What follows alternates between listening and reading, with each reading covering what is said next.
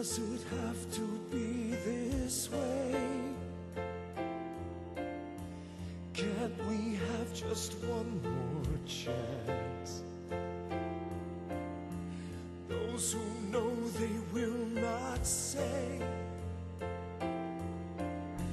must this be the final dance in our lives as time just moves on? Yesterday's years are too quickly gone. All visions fade as worlds fall apart. Decisions are made, but they're in the dark now. They're in the dark now. Somewhere on this line, life is out there, and can someone tell me how? Here on this night, so far away, bits of starlight fall where they may. I never wanted to go, I never wanted to stay, I never wanted to be afraid. But still, childhood sees what childhood will. But nothing ever stays the same.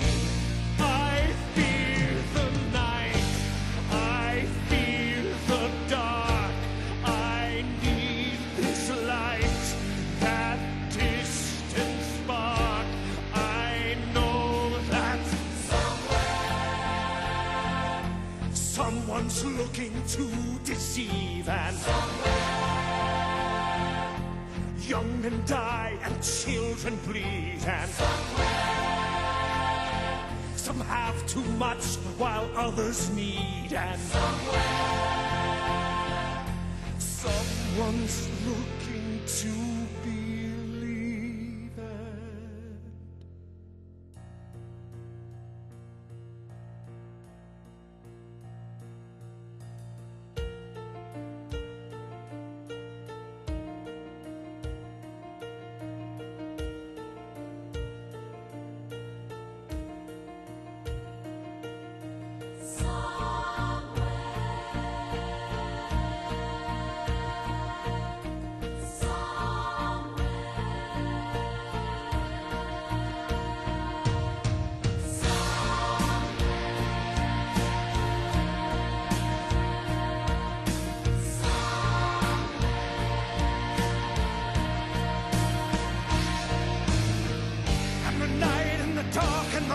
And the dreams as we all play our parts while ignoring the screams. So we lie to ourselves and we just carry on. Never stop, never turn, don't admit what is going to this twisted story. All these things so clear before me. Every path we've ever taken can't admit we were mistaken in this night of my devising. Never living, never dying, needs escape, but never taken, never dreaming, never waking.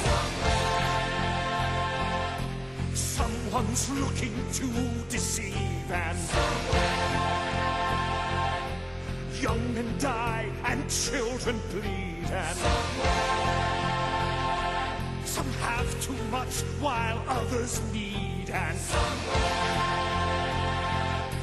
someone's looking to believe, and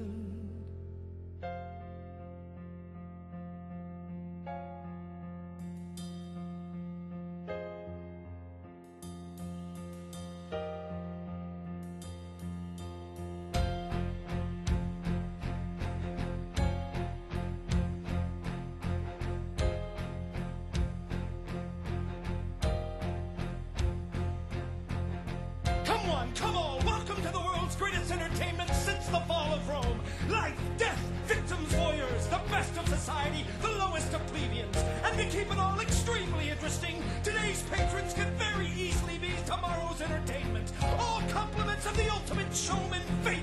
All that's missing is the Colosseum!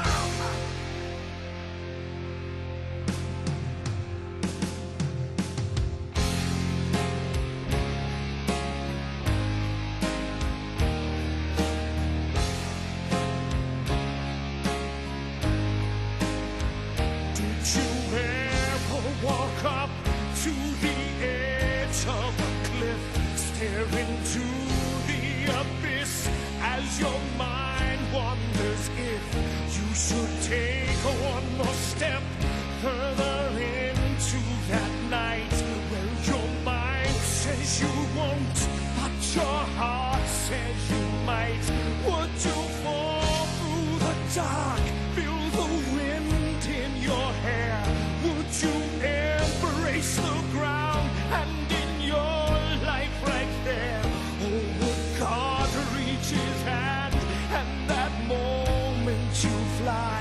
Or if he chanced to blink and then that moment you die, you die, you die, you die, you die, you die, you die, you die. Staring through the dark as the abyss keeps calling. Try to take a step but then the mind keeps stalling. And a single question just go on forever as a single thought goes on, is now or never. Staring through the dark as the abyss keeps calling. Try to take a step but then the mind keeps stalling. And a single question just go on forever as a single thought goes on, it's now or never. Never really took much, never really had to.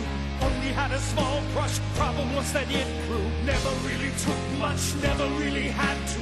Only had a small crush, problem was that it grew. Be who you are, what you were, what they see from eternity's view. Tell me which one is me. Can you be who you are, what you were, what they see from eternity's view? Tell me which one is me. On this night, keep me close. On this night, breathe my air. On this night, hold me tight. Feel my heart beating there. On this night, keep me close. On this night, breathe my air. On this night, hold me tight. Feel my heart beating there. On this night, keep me close. On this night, breathe my air. On this night, hold me tight. Feel my heart beating there.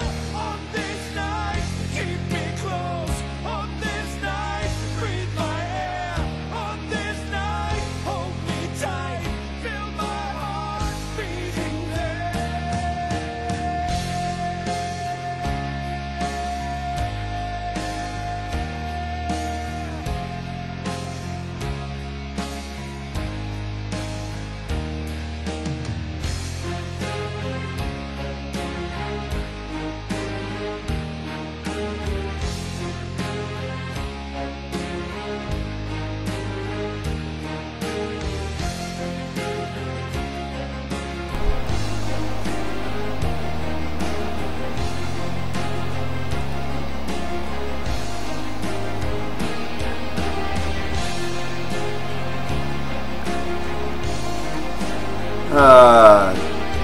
That's not mist in my eyes. No. Oh man. What a song. What a song. Trans-Siberian Orchestra with Epiphany. This is off of Night Castle, the last studio album that we've gotten from these guys. We have $5 coming in from Metal Fury, $5.15. Willing to hear some Impending Doom, willing to hear Murderer.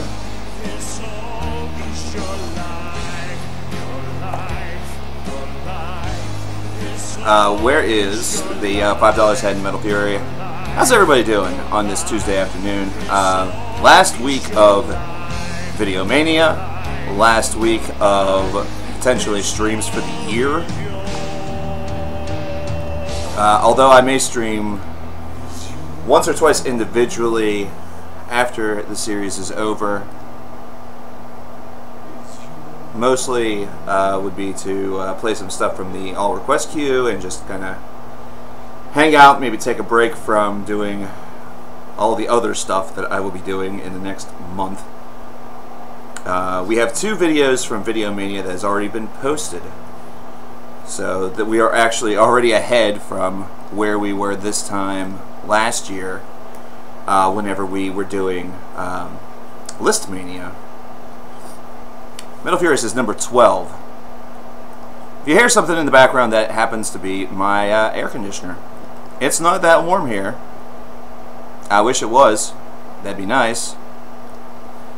But unfortunately, the heat is on full blast, and that would make it very, very warm in here while I stream. It's, unless you guys want me to stream butt-ass naked, which I'm fairly certain is a violation of TOS. Unfortunately, we will have to deal with a little bit of air in the background just for a little while, just until it gets a little bit cooler in here. In the interim, yeah, we have 2 videos from VIDEOMANIA that have already been posted. Yesterday we posted our reaction in response to the new Dream Theater album, including speaking a little bit about Untethered Angel, though not very much. I wanted to just give some general thoughts and feelings about that. And today we posted the response to Christmas music, and yeah, that is something else. That is quite the video. That was one that was made. I had a couple of other ones, other versions of that video that were in the process of being made, and then just completely lost myself and lost track of what I was doing. So those unfortunately didn't get posted. One of which was kind of disappointing because I felt that the introduction was a lot better, but I'm very satisfied with the final result. I think that it is a-okay. You are 7% mainstream. Well, hey. Way to be mainstream. Extension is 5% mainstream because he's dead.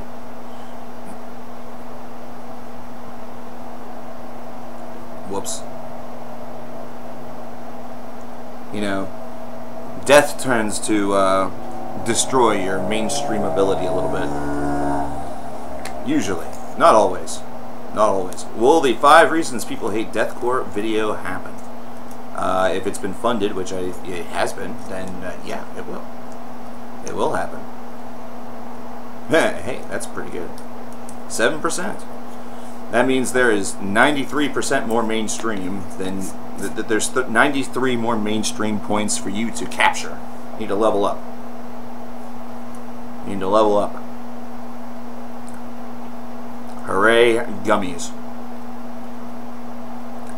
Every fucking thing I take is gummy. I might secretly be a child. Gummy vitamins, gummy CBD, gummy this, gummy that.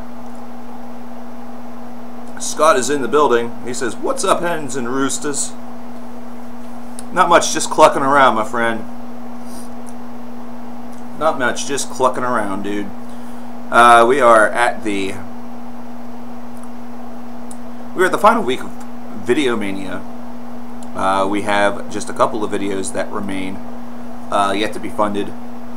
You see them over there on the left. We are down to just 1, 2, 3, 4, 5, and 6 that are remaining, and there is one more viewer's choice video that's out there that will be unlocked at $2,500. So we are $423.57 away from that. I have a very, very profound feeling that we are going to get there.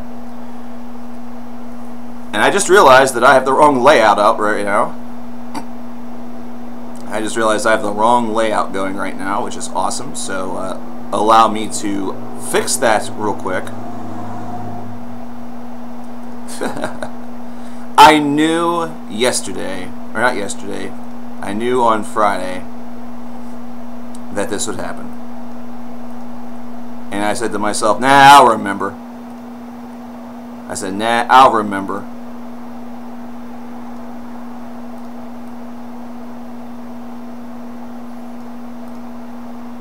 There's a lot of empty space over there. Maybe I should do something about that. Oh shit. Whoopsies. We're going to do something about that. We're going to alter that.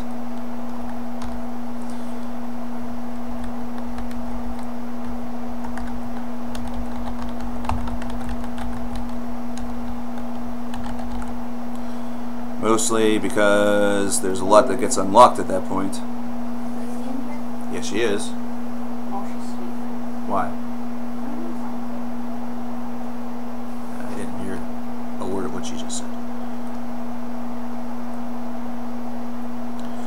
So we're going to, let's do that real quick.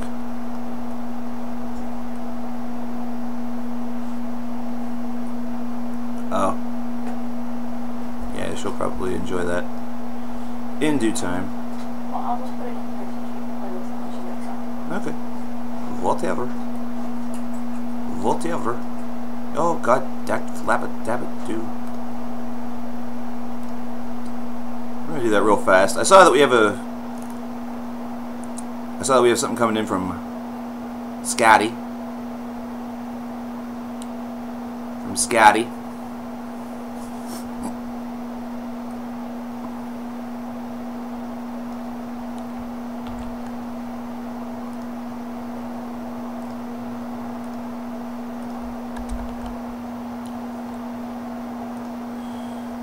So yeah, we have a lot that would get unlocked with 25k, or 25k, yeah, 25k. 2,500. We have $5. We have, going to number 1, Owl City's Fireflies. Scott, I'll tell you right now, I made a mistake. It is not Bad Song Stream, but I will certainly play the song because it's not the worst song in the world. And I think it's probably much better now, the fact that there has been a lot of time that has passed ever since it came out.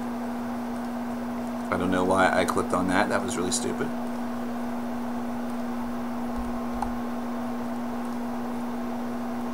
Impending Doom with Murder is going to be our first track of the day that has been donated. We started off with Epiphany from Trans-Siberian Orchestra in the start, our starter. And I have a couple of goals for today's stream. The first goal of which is for us to go until about 7 o'clock. Would go a little bit beyond 7 o'clock, then that's okay, I suppose. But by 7:30, I do need to be out of here, because I need to go out at 7:30.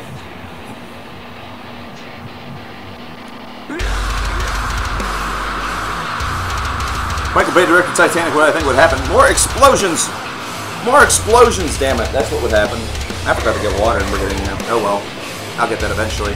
But also, the big goal that we have is the fact that if we have any sort of break, which we probably will, probably won't be until 2 minutes in, or not 2 minutes in, 2 hours in, and I will not be going to my traditional, typical location because I'm currently on the path. I'm currently on the path of quitting smoking. Yeah. That's going to be fun. So I have goals that I've set to myself for how many that I can have per day leading up to my hopeful quit date, which is New Year's Day. I'm actually trying the New Year's resolution thing, but that's basically just an arbitrary date. That's just an arbitrary date that I'm aiming for. I would really like to have that under control before that, but we'll see what happens. I'm very proud that I was... The plan that was set forth for me told me that yesterday I could have my full pack like I usually did, and I did not do that. I had way less. I had closer to a half a pack yesterday. So... 11 to be exact, so 55% of a pack, which is probably that's more like levels that I smoke whenever I'm sick. So for me to do that whenever I'm actually well is pretty awesome. I'm not trying to toot my own horn, obviously, because there's still a long journey. There's a fucking long journey ahead of me. So I'm hoping that this takes on. I'm hoping that this takes hold, or I'll even say this. I'll be both hopeful and realistic. My hopefulness is that it holds. But my realistic side is also that says if, as a result of this, I smoke less, like if it's down to like less than half a pack a day, I'll consider that a victory as well. But a minor victory. I'll be very disappointed in myself for not being able to do the full deed. I don't want to set myself up for failure by saying, you know what, if I just cut everything in half, that's good. You know, that's good enough. I don't want to do just good enough. I don't want to do just good enough. So, thank you very much to everyone who's giving me the well wishes for that. It's going to be a challenge. It's not going to be easy. I've been smoking for 10 years. It's been since the inception of coverkillernation. It was the... Unfortunately, I started that before I started the channel, so... unfortunately, I wish that the things were reversed, because CKN in itself has been a bit of an addiction of mine as well. And if I would have had that addiction first, I would not have had the smoking addiction, I don't think at all. And I don't do the whole, I don't do the vaping thing either. I've tried the vaping solution on 2 or 3 different occasions, and both times what ended up happening was that I both vaped and smoked. Like, changing that over did not help me. And that was even with using menthol vape or flavored vapes, you know, things like that. Which tells me that for me, it isn't so much the chemical that has like the complete grip on me. It is more so the what do they call that? The oral fixation.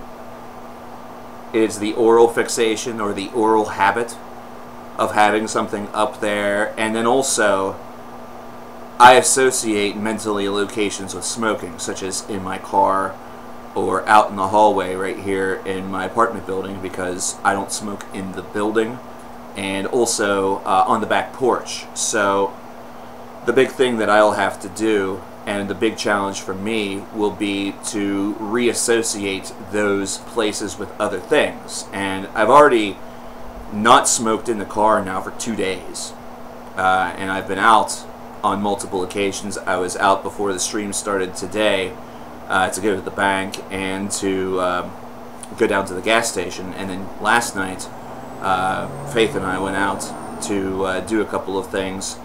She wanted to start doing a little bit of shopping for her Christmas list, which is mostly like her family and stuff like that, you know, and her brother has 3 kids. So finding some things for them is always, I don't want to say somewhat of a challenge, but it's more so of a challenge on a budget. Because you know kids these days want a lot of big ticket items. What I find really, really odd is that the oldest boy, so her oldest nephew, has not mentioned a darn thing about Christmas. He has not mentioned a single thing that he wants. The middle son wants something to do with Transformers, which, you know, Bumblebee is coming out around Christmas time, so no doubt there's going to be a lot of merch available for that. There always is, so that shouldn't be too hard. It will be more so just trying to corroborate something that he doesn't already have. And then the youngest, the daughter, wanted a board game of all things, although I don't think it's really a board game. It's some shark game, like Shark Bite or something like that. Shark Tank, Shark whatever. I don't remember exactly what the name of it was. She mentioned it to me once, and I was looking it up the other night on Amazon, and I'm looking at this like, why? You know, she's not in the age where she's going to want to listen to Baby Shark, like how we concluded the Bad Song stream on Friday. We concluded the Bad Song stream with Baby Shark, do-do-do-do-do-do.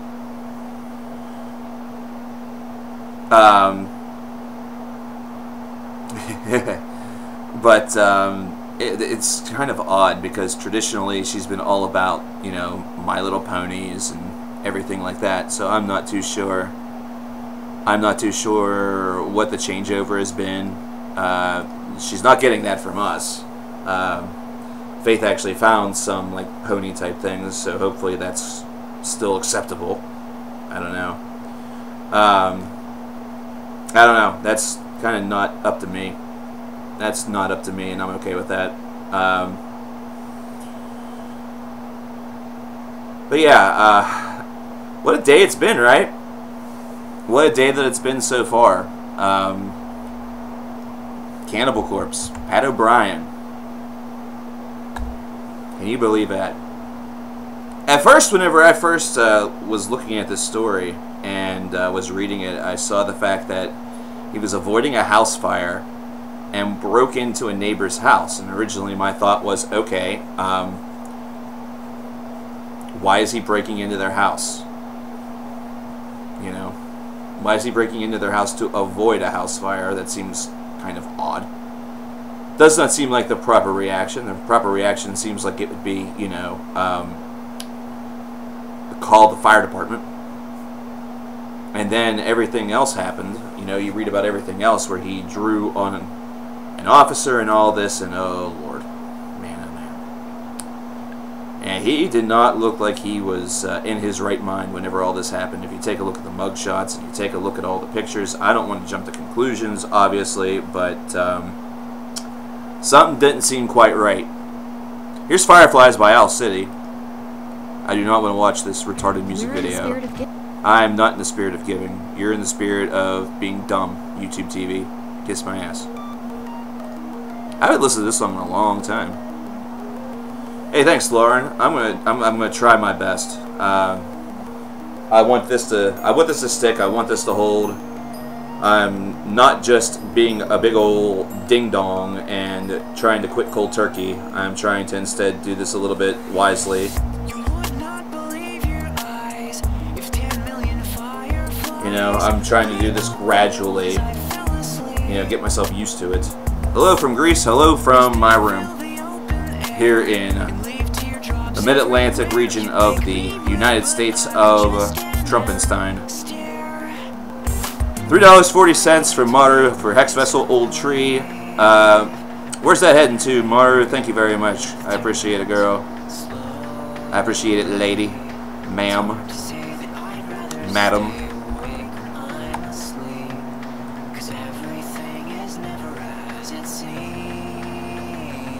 Cause I get 1,000 hugs from 10,000 lightning bugs as they tried to teach me how. Going to 22.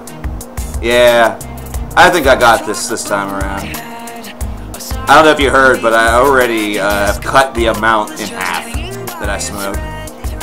I've already done that much just from one day. So, like I said, I think most of it was the oral fixation. Because I don't really think I believe it as an anti-stress mechanism like a lot of other folks do. I do sometimes do it to cope with stress, but my anxiety and things like that have been pretty well managed over the course of the past like 6 months or so. So that has been a big time help also. So now it's just so this is more so just I think it's kind of a formality. It just needs to be kicked. So I need to kick the habits that are associated with it, and then I'll have like no reason to do it. You know, obviously nicotine is a drug. It has addictive properties. But, you know, I've stopped other things in the past easily. Well, of course you like Owl City, Static Syndrome. You're 7% mainstream. They're peers of yours. You and Owl City are now on the same level. Which means now we can play your stuff on a bad song stream. No, I'm kidding, brother. Alright, brother. We'll see you in a couple minutes, Scott. Hey, this song right here, I'm okay with this song because I don't hear it 7 times a day like I did whenever I worked in the music store. I don't think it's that bad of a song. Had it been the track with Carly Rae Jepsen, on the other hand, no. That song is deplorable. That song is awful. That song is really, really bad. You know. I think this is okay. It's a once in a while thing, you know. Part of the reason why a lot of pop music is so bad is, first of all, the construction. It's very, very basic and trite and blah. But it's also based off of a lot of repetition, you know. Let's be honest about that. Let's be honest that repetition is one of the true deaths of a lot of songs. So, you guys say, I would love it if heavy metal would be more popular, if it would be the new pop music, or whatever it would be, what everybody's listening to. I say to you, no, you wouldn't really want that, because then those songs would become very, very annoying. I'll give you a great example. For those of you who like Stone Sour, if you remember whenever Through Glass was a big hit back in 2006. 2006? Yes, it was 2006. That song was playing so often that originally whenever I heard it, maybe it was even earlier than that, it might have been 05 going into 06. Whatever the year was is not really important. The real point is that first couple of times you hear that song, you think, that's pretty cool, you know, that's an alright track. Either that or you really, really like it, whatever it might be. But then once you start to hear it every hour, like if you take a long car ride, or if you're in a position where you listen to the radio quite often at your profession, at your work, at your job, it starts to really wear on you. It starts to really, really wear on you, I'm not gonna lie. And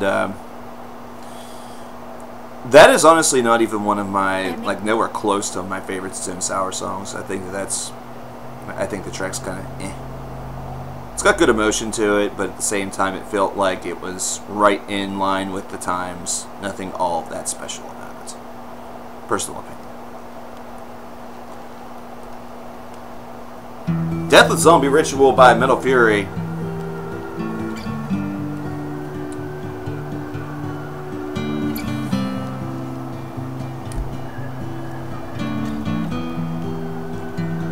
Yeah, it'll be out of 30 static. Yeah, I'm not going to do anything like radical for that. The frame rate is fluctuating wildly. Oscillates wildly. Name that artist. There's a track named Oscillate Wildly. Name the artist. Heading toward number 12.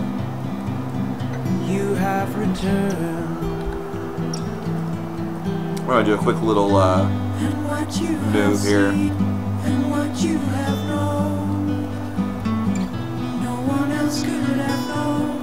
Well, see, one of the big things about being in any sort of radio, unless you're doing something that's XM or something where you are more so in control of your show,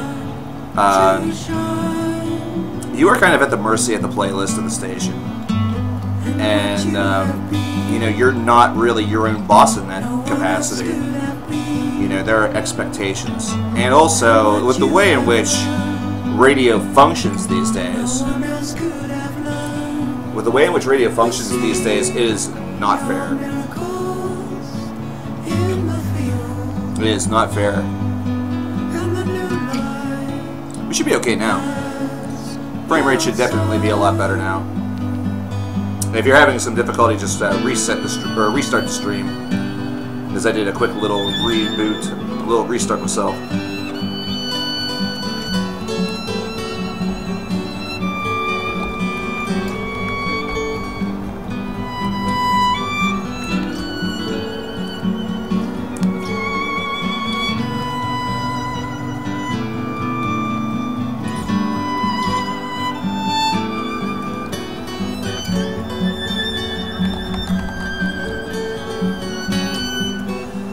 Those who are having issues, just restart the stream. Should be okay.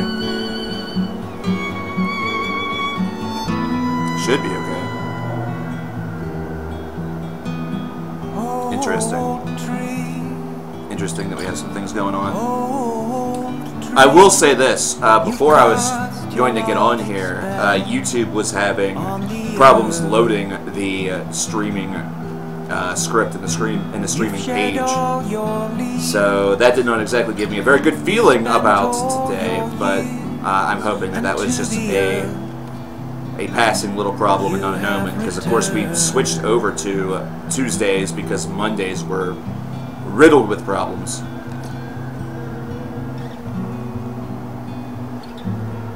Well, with the radio stations these days, Lauren, the field is it's not completely fair, because nowadays you can easily pay for promotion, and that's how, first of all, it's how radio stations keep, I guess, in business. You know, between that and sponsorships. But there is a lot of backdoor deals that do happen. Now, I know that in Southwest Pennsylvania we have two stations. One's based out of Morgantown, which is in West Virginia, because we're very, very close to that area. Zombie Ritual by Death coming up next, BT Dubs. And then we also have one,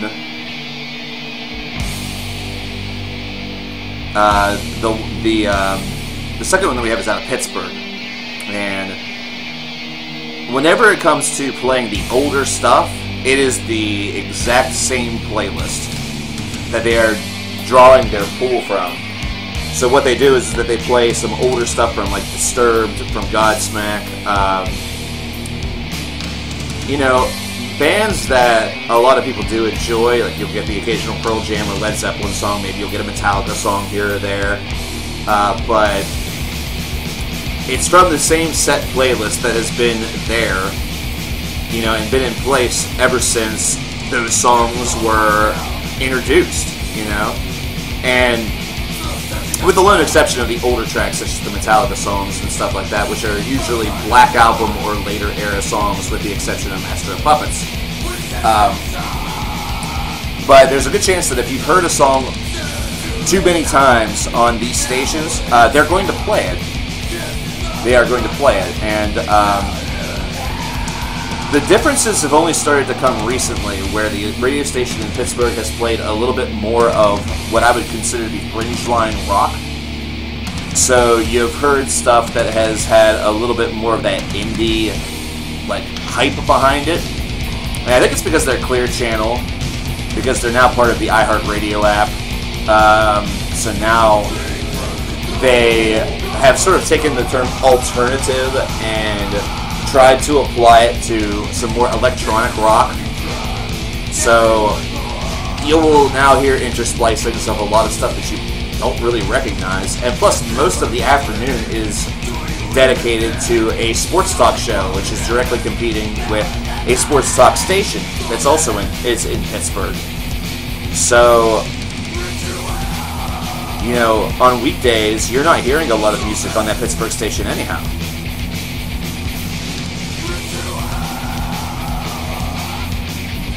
But the big problem that you run into if you ever do your own type of radio station type thing, if you ever have your own XM station, or, you know, work to have like an online radio capability, is the audience. It's having the audience. That is always going to be the problem. That is always going to be the problem. You're going to have a lot of trouble whenever it comes to getting that stuff. Not so much getting the stuff set up and actually performing it, but it's going to be having that consistent, you know, weekly listenership where it does anything of any sort of value. But, again, as Cody also said, he said, who still listens to the radio at Lamau? That's another problem. Many folks don't look at radio as their primary source of getting new music, or getting music in general. So as a result, you know, you're not going to get that. You know, you're not going to have that type of audience based around just the fact that, hey, you're a metal station or you're a jazz station or whatever. There's a lot of folks that aren't going to tune into you simply because that's not what they do anymore. They don't sit there with like either headphones or with a little box next door to whatever they're doing, listening to it. You know.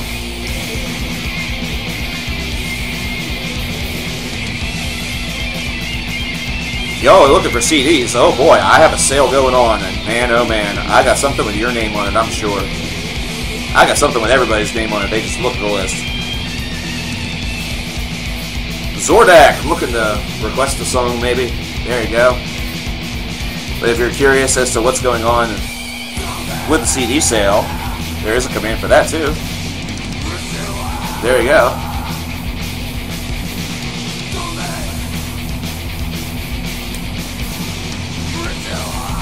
That should actually say that there are CDs, DVDs, and even a box set. There's multiple different types of things in the CD sale now, and there's one thing I want to show you. This is old school.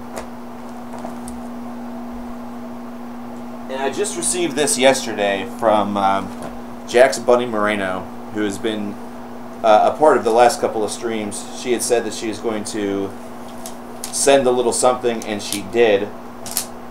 It has arrived. She was speaking about Amoeba Music, which Amoeba Music is located in 3 locations in California, in Berkeley, San Francisco, and in Hollywood. And it is just an amazing, amazing music store.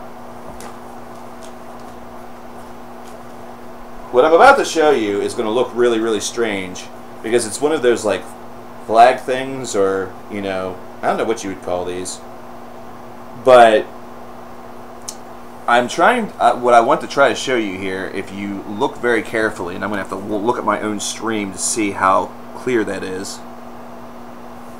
That is the inside of one of the Amoeba locations. That is all music. That is all music.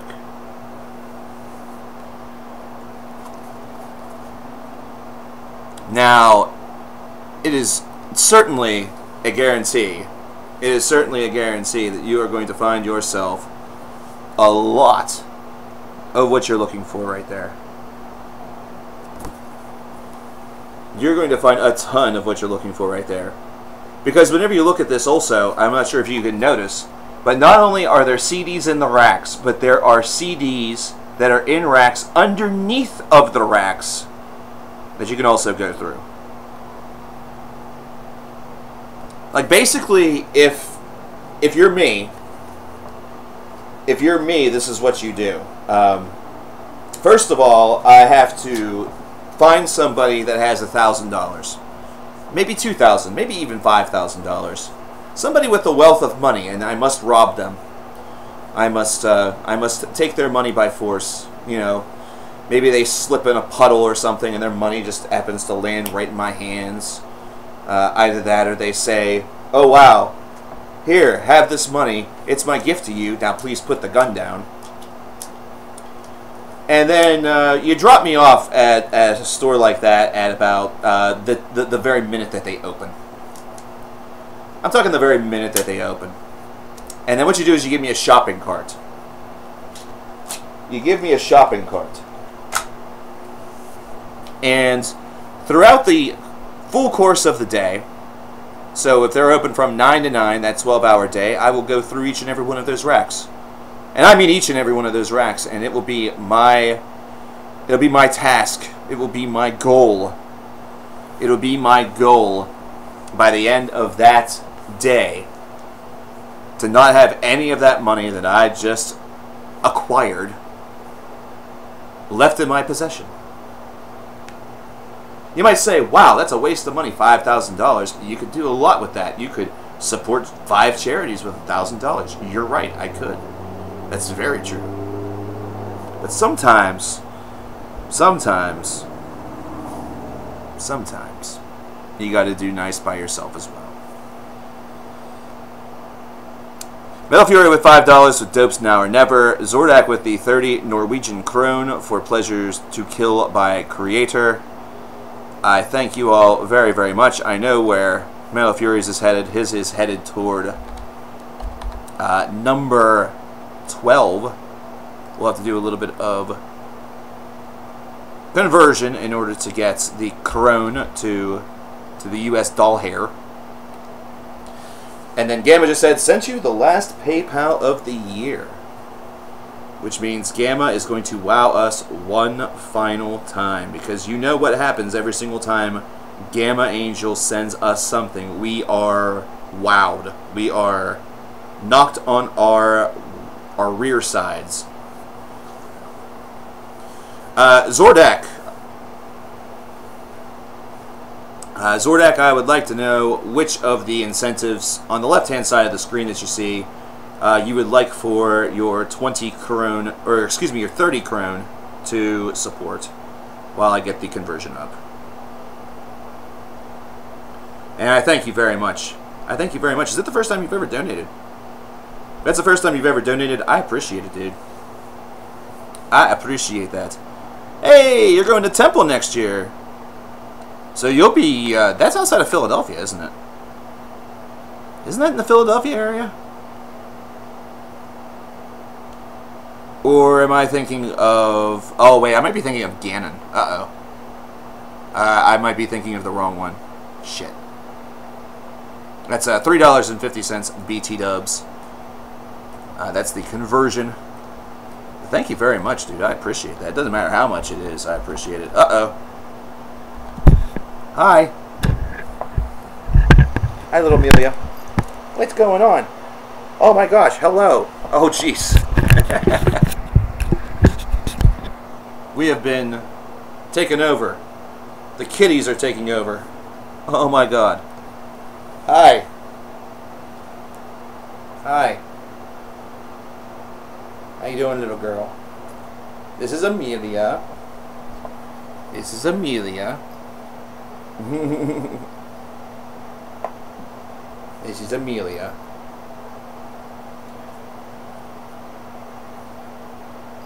Oh. Unfortunately, little girl, I can't keep you like this. I'm going to be speaking really, really loud, very close to your little ears. Okay? And it's going to affect your ability to sleep. You're not going to be able to sleep that way. Here. What I want you to do is lay right there. You can lay right next to me like that and be my co-pilot. Can you be my co-pilot? I know you can do it. I know you can be my co-pilot. Also, $7 from Gamma Angel. She does not like that idea. She's like, no, I wish to be right next to you right now. $7 is also going toward number 12. I might have a little problem on my hands. The best of problems, the cutest of problems. 5 reasons people hate WWE is what Zordak wants. Hey man, I appreciate that. Thank you very much. Going down, down, down to number 22 with the $3.50.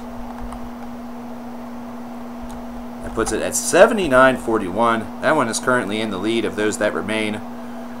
Second place we have 5 reasons people hate Greta Van Fleet with $48.73. Third place is 5 reasons people hate thrash metal, $36.71.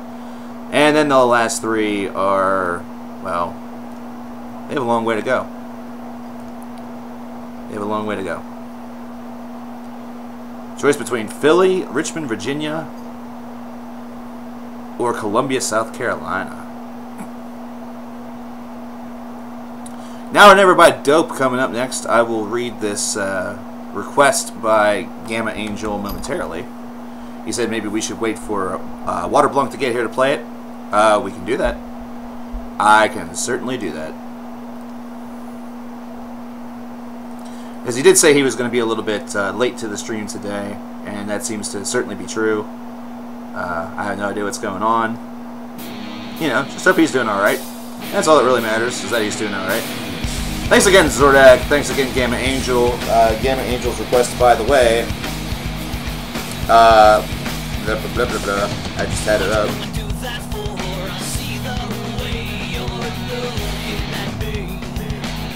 Farewell by Deep Limbic System. So we have...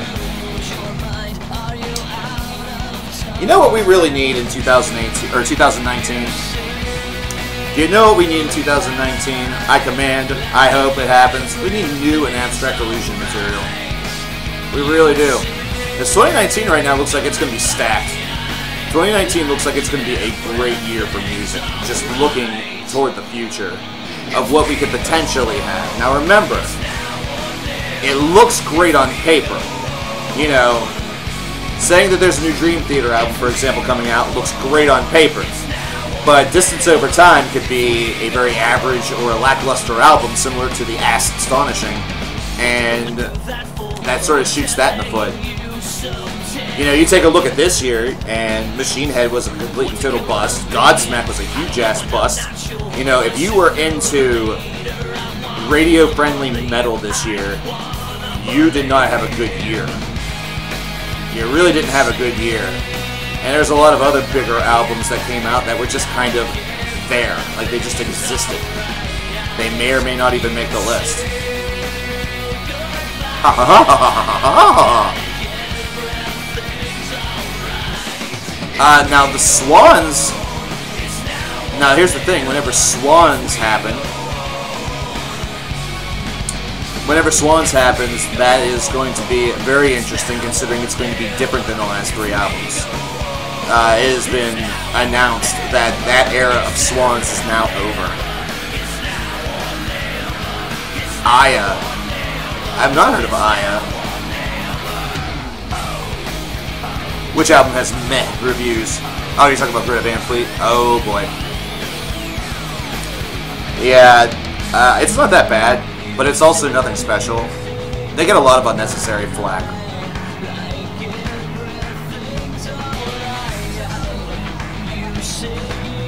But also, Contrarian. You guys remember Contrarian? Remember whenever we did that review a couple years back? They have a new album coming out in March of next year. And that is going to be... Oh, I'm super stoked about that. I still remember being in stream, like, I think it was like a month or so ago, when one of their members just randomly dropped a $40 donation. I'm like, whoa, wait. I don't need that. You need that. You have to buy things. Yeah, Pinhead, Larry, I heard, and I've seen the articles. I shared one of the articles over to the official CKN Facebook page. It's crazy. Like, he did not look like he was at all in his right mind whenever that happened.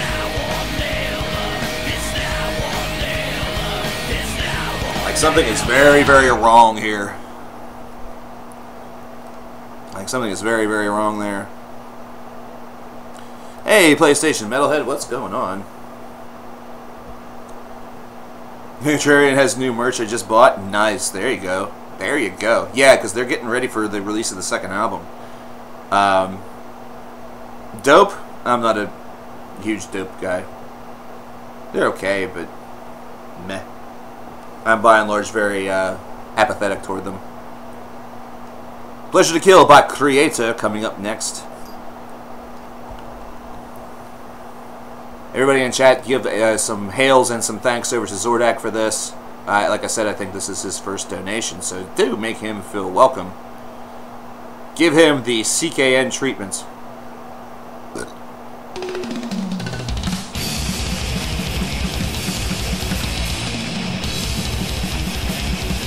Yep, only in Florida. That's right. Florida has been an interesting place this year. So it happens whenever you're surrounded by mostly old people and like people in bikinis and, like, you know, stuff like spring breakers and alligators. And, I don't know. Florida's a weird state. You guys are truly a melting pot of everything from Disney and large mosquitoes. From, you know, Colombian drug kingpins to, you know, your neighbor's grandparents.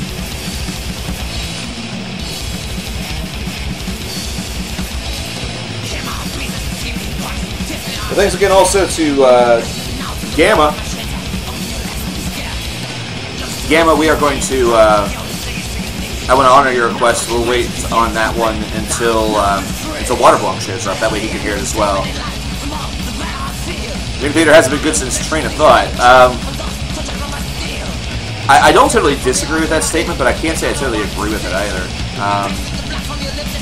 Dream Theater, I would say, after Train of Thought, became a band that has a couple of great songs on each album, but they have not written a complete album, I would say, since Train of Thought, so that's where I'd agree with you, 100%. You know, there's not been an album of theirs that has felt complete ever since Train of Thought. Even Train of Thought itself was a bit kind of... I think the only way that album feels complete is the fact of its construction, the way it was constructed. And coming off of the heels of a disc such as 6 Degrees of Inner Turbulence, they were still on enough of a songwriting plateau that everything felt good. And also, it was their heaviest album, by far. That was their heaviest album by far.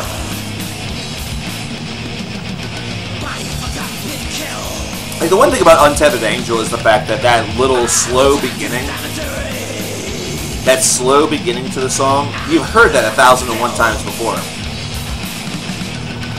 You've heard that 1,001 times before from Dream Theater, so it immediately, to me, the song started off as very Dream Theater by numbers.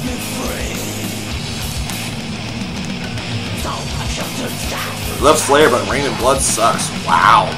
That is an argument that you usually don't see from Slayer fans, but I like the honesty to that, Larry.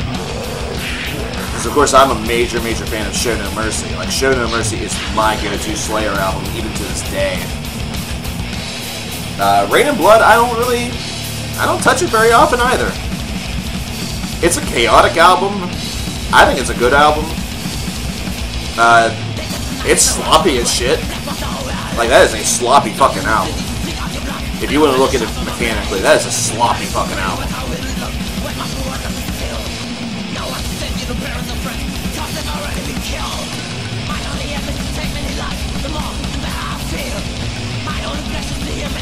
Mel Fury coming in again, going with the Soul Collector from Bloodbath.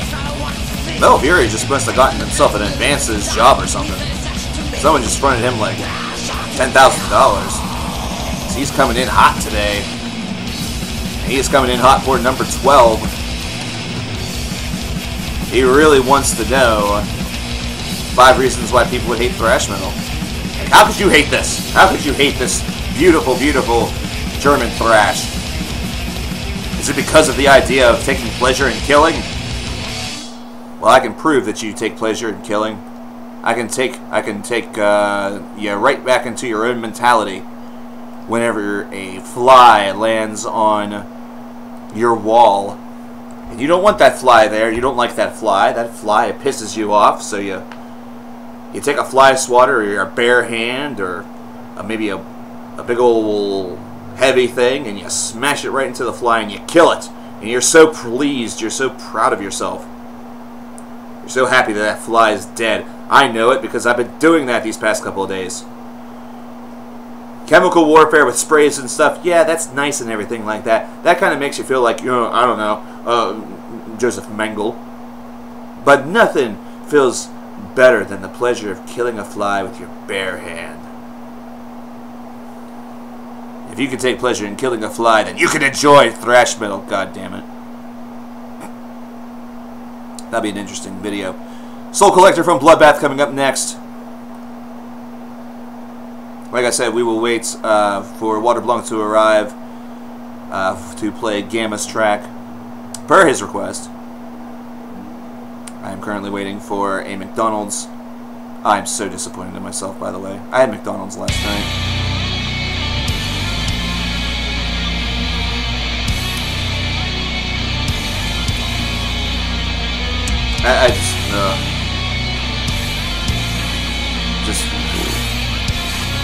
I had McDonald's last night. That's been kind of that's been something else I've been avoiding for a long time. But I was kind of I was placed in a situation where it was either eat there because that's where Faith wanted to eat, or do something really convoluted in order to like pick her up and then get my own thing or whatever. Like, it's just, the whole thing would have just taken far too much time, and I was way too hungry. Like, I went to eat it somewhere because I was so hungry. No, this is Bloodbath.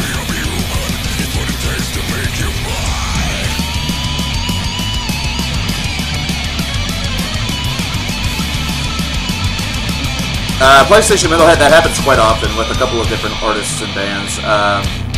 They see that a bigger band has a brand new song coming out, and folks try to take advantage of that for cheap views. They did the same thing with Iron Maiden whenever the Book of Souls came out. And actually, they did that with the Book of Souls, like, right after the album was announced.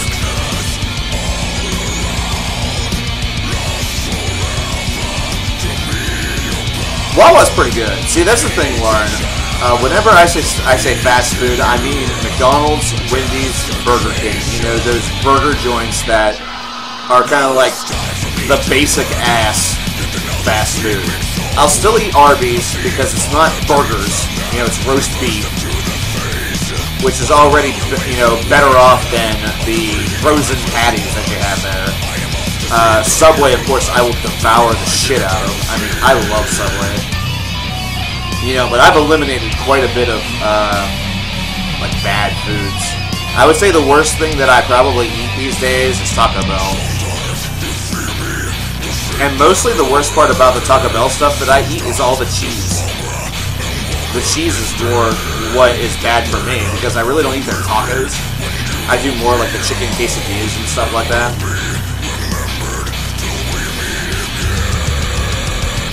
They can do that, yeah, PlayStation Metalhead. Either that, or... What the deal was with Iron Maiden was that it sounded so close to Bruce. It sounded so close to Bruce that folks were very easily fooled. And a lot of folks are very naive, remember that. A lot of people are very naive, don't forget about that. Zordak coming in again with 30 more Norwegian krone, $3.50 for some Rhapsody. Thanks again, brother. Appreciate it, my dude. Yours was going toward number 22, still correct? It's just sad people think Taco Bell is real Mexican food. Not really. People believe marketing. People believe just almost anything these days, you know? People will believe anything these days. I mean, let's be real. It's just kind of... Let's go with number 12. He's switching it up. He's switching it up. I like a guy that enjoys variety, because variety is the spice of life. Speaking of variety, in the time between our last stream, which was last Friday, I have watched the whole entire third season of Frontier, which just got on to Netflix the other day. It is now completely done. It was only 6 episodes, but they're like 6-hour-long episodes or 45-minute-long episodes. They're a little bit longer than your typical hour-long show. But holy crap. I said to you guys many, many months ago that I'd probably go see Aquaman because it's Jason Momoa. Then I saw the actual, like, previews for Aquaman, and I don't want to see it. I don't care. I really just don't. I don't care.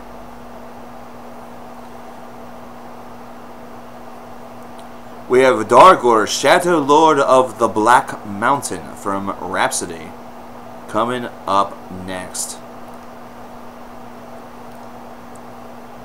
There's actually 2 versions of this, including one from Rhapsody of Fire, which is longer. But we will go with that which was requested, which is the Rhapsody version. Isn't that just confusing? You know what I also hate about McDonald's? Is that these ads on YouTube, they're 15-minute unskippables. I hate that. That makes me mad.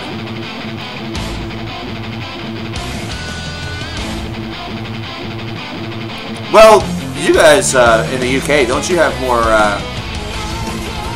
You have more Indian-themed restaurants, don't you, that serve curry and the like, right? That's where you guys have the true benefit, because curry's amazing.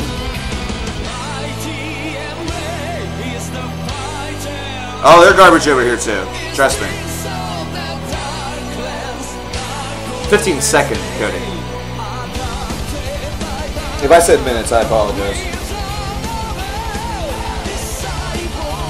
But,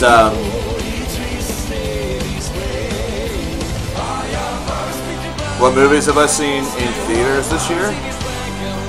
Deadpool 2. That's it.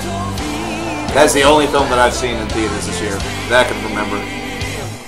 I have not been in a theater but for 2 hours this year. And honestly, I don't miss it all that much. I don't really miss it all that much. I'm kind of happy.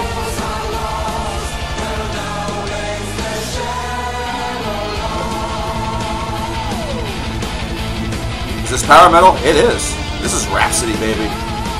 Rhapsody's a fun band. They are pretty much the definition of power metal. But yeah, I haven't done much with the movies this year, and really the last couple of years I've not gone to a lot of films because I'm not big into the superhero hype. Like, I know that I just said I went to see Deadpool 2, and it's a superhero film, but is it really? It's kind of like an anti-hero movie. I mean, I saw the first one, so of course I was going to see the second one. Similar with Guardians of the Galaxy. I was a big fan of the first one, so I saw the second one last year. I forget if I went to the drive-in at all this summer. I feel like the last time we went to the drive-in was to see It last year.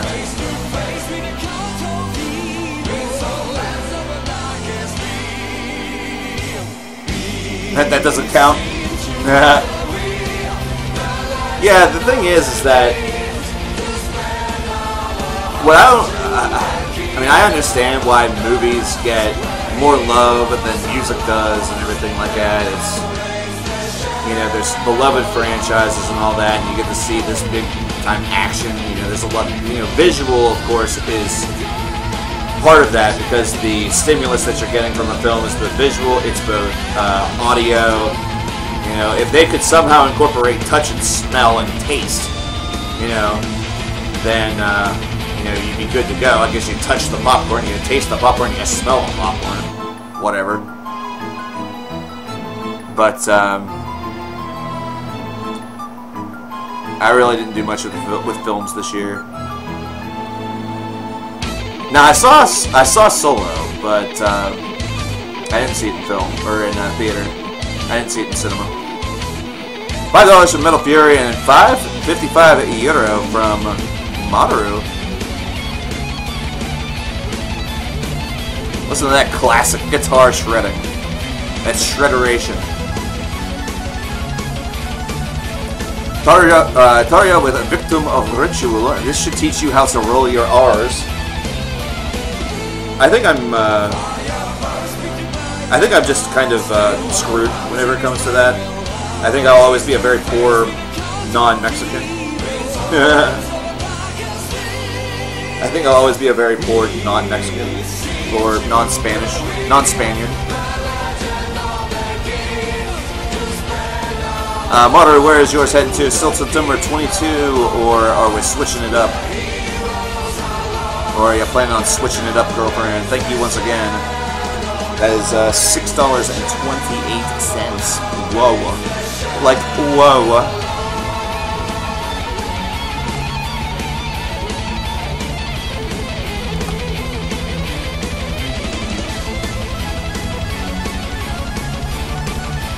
Enjoy some of this shredding, man. Respect is required. 22 indeed.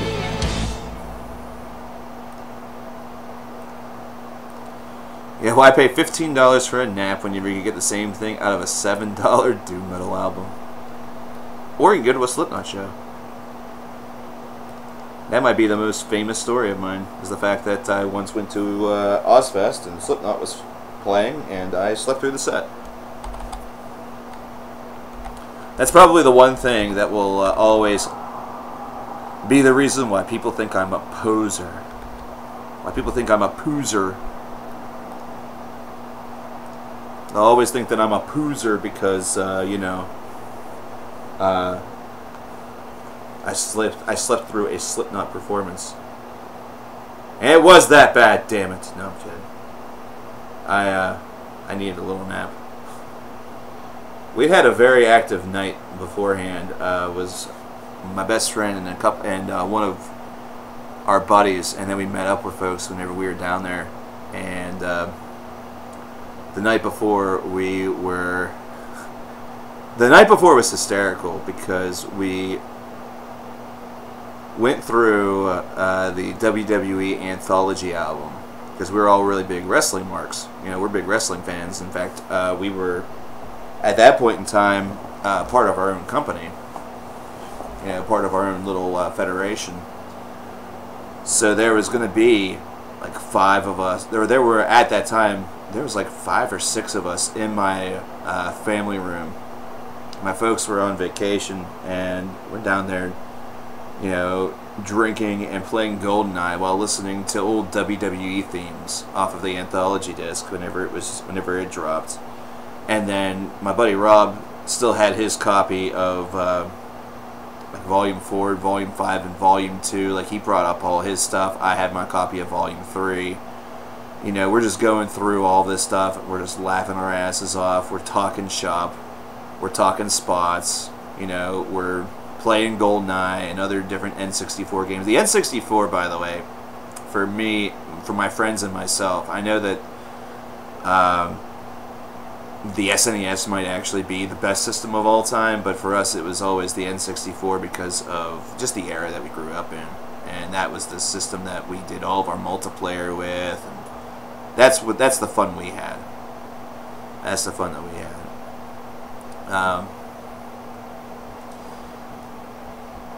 I think that they put me to sleep because I wasn't that big of a fan of them to begin with. And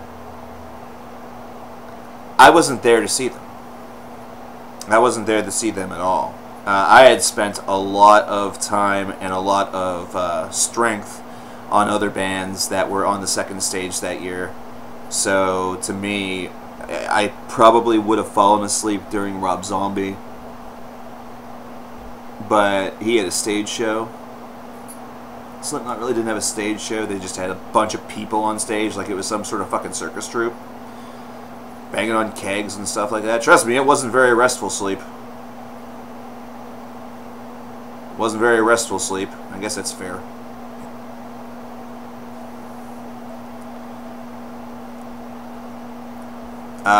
The very next year, though, Cradle of Filth was the band that closed out the second stage, and I remember 2 things from that year. First of all, I remember that Cradle of Filth mosh pits at Ozfest are very, very weird. Mostly because Cradle had fans, but they didn't have the onslaught of fans that they do now. So the mosh pit was not very large. And the second thing that I remember is that Sarah Jezebel Deva is, or was, at least that day, a very, very big cunt. But again, was unaware, you know, I have no idea what the circumstances were that were maybe going on, you know, before I was there. But I remember attempting to, you know, I like to conversate with the folks that I get autographs from. You know, I want to treat them like human beings as opposed to treating them like a fanboy. You know, that's not really what I'm all about. And because of that, I've gained enough respect where, like I said, Zach Wilde wanted to turn me aside and have a conversation with me, and, you know, have me hang out with him for a couple of minutes. And of course, I had, you know, experiences with All Shall Perish, Killswitch Engage, you know, bands like that. You know, I've hung out with, you know, and basically hung out during the most of a show with the lead singer of Warbringer and different things like that, because I like treating people like human beings as opposed to just being like, yo, holy crap, I'm about to explode in my pants.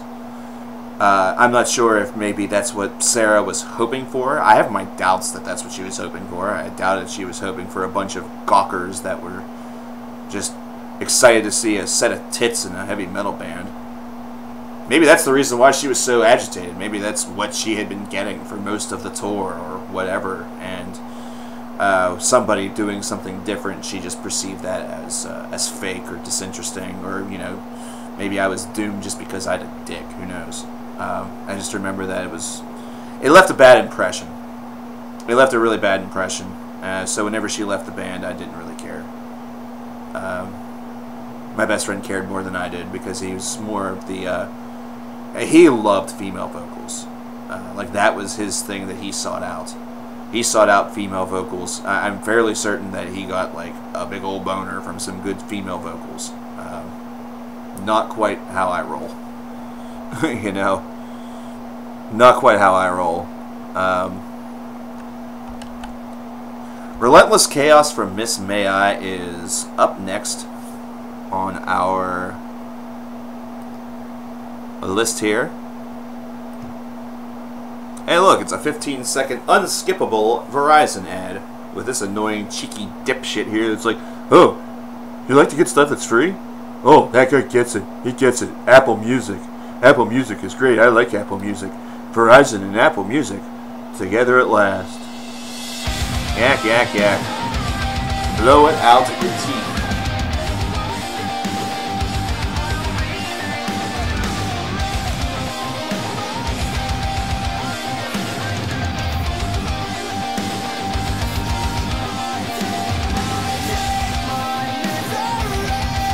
The Acadia Strain? Yeah, I've listened to some of their stuff. I'm pretty indifferent to them. I remember whenever Wormwood came out, folks were like uber excited about it. I listened to it and I was just like, why is this exciting? I never got the hype. I never got the hype. Yeah, Gamma, that's a really good point. And I think the only reason why I've had successes with signings is the fact that I don't approach them immediately with, you know, oh my god, you're so awesome, you're so amazing, yak, yak, yak. Like, I'm not showering folks with adoration. Instead, I'm just saying, yo, man, awesome set. What are you reading, man? You know, what did you read to maybe inspire that? You know, what was the inspiration? Or just saying, yo, okay, famous story here. I still get shit on for this, by the way, from fame. We've seen the Misfits 3 times, and we've traveled. We've traveled to see the Misfits on a handful of occasions. Over to the other side of Pennsylvania. And so we're over there. We're in Allentown, Pennsylvania, like right around the Allentown area. And so we see the Misfits play with a couple of other bands. And so after the show's over, they're looking to get something from the band. I'm pretty sure that Faith and our mutual friend Kristen both got something with Jerry only. I think it's like an armband, or either that or it was like a photo. It was an armband. Was that? Come real quick. From the woman herself, she said it was an armband, and she got her forehead kissed from from Mr. Jerry only. And then we ran into Dez outside of the venue, so I have a signed ticket from Dez. But again, to illustrate my point, that I'm not the person who just goes, dude, you're fucking awesome, oh my god, jackin'. I talked with him about the Pittsburgh Steelers. What's that? I wasn't implying that you did that. That you're jackin'. I'm talking about this, but we're having a discussion here about how it seems that whenever you're in lines, like the meet and greets and stuff, it's like 5 seconds and then next. And I've not had that experience, but mostly because I don't just spend the 5 seconds saying, yo, here, take all of my man's. You know, instead I'm saying, yo, what you up to? How's it going? How's it going? But yeah, spoke with Dez from the Misfits about the Pittsburgh Steelers, and we actually had a conversation for about, what was it, like 5 minutes? 5-10 minutes, yeah. It was like a 5-10 minute conversation about the Pittsburgh Steelers and football, because Dez is a big football fan. I still get shit on for that. She's looking at me and shaking my head as it stands. Look at this. Your head? How am I shaking your head? How are you shaking my head? I don't know. With your mind. Hey, where'd Lazybug go? I don't know. Camilla was right here. She was up there, and then I saw her come down. I figured she got in the box. No, she must have won out the door. What the heck? How? That door was closed. I don't know. Lazy, where are you? Huh. You want me to find her? Look out there, and if she's not out there, then she's obviously in here. It's fine. Lazy Bob. But there you go. Taria with Victim of Ritual coming up next.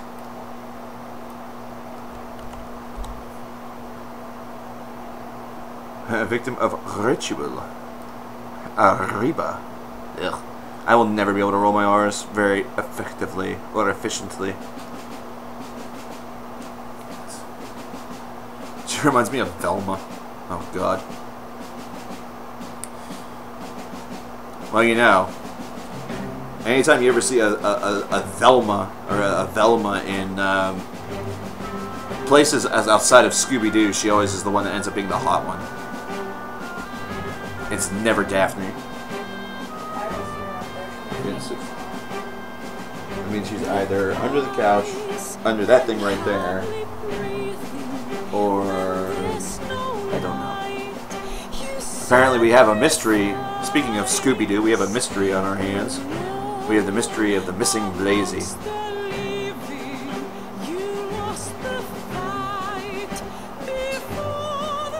Here, quickly, say Jinkies. No. Someone just like straight up Daphne's a damn thought. All depends on who you ask. Daphne is certainly not a thought to what's his face? Fred. Zordak coming back with the 50 Norwegian krone.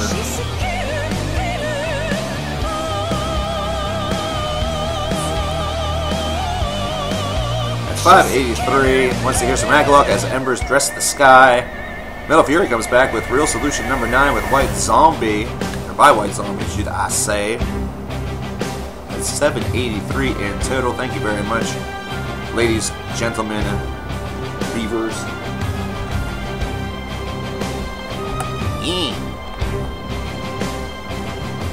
How many of you guys are Angry Beavers fans? You ever seen that show? You ever see those cartoon shows? Those Fred's the Chad, Daphne's the Thought, Shaggy's the It's. Oh, Christ. All these 2018 words that I don't care to understand because they're stupid to me.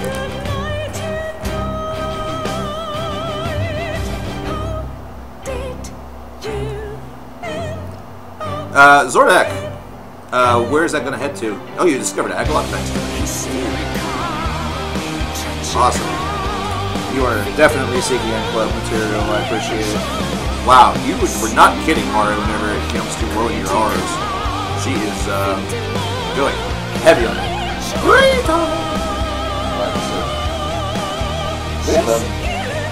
We have a mystery on our hands, the mystery of the missing Blazy. We are in full force of mode of search. She was right up there. I saw her get down. I thought maybe she went to the box. It was probably about 10-15 minutes ago. She's not on the couch.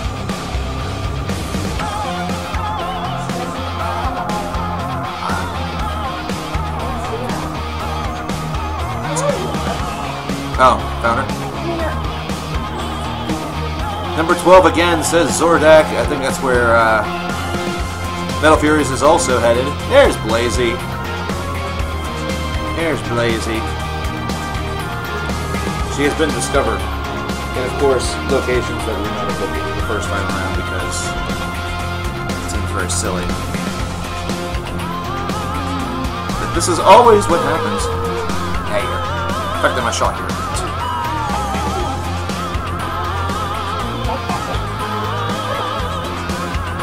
Remember Cow and Chicken? Absolutely, I remember Cow and Chicken. Listen, there's a show that is on Facebook. It's entitled, I believe, Toon Talk.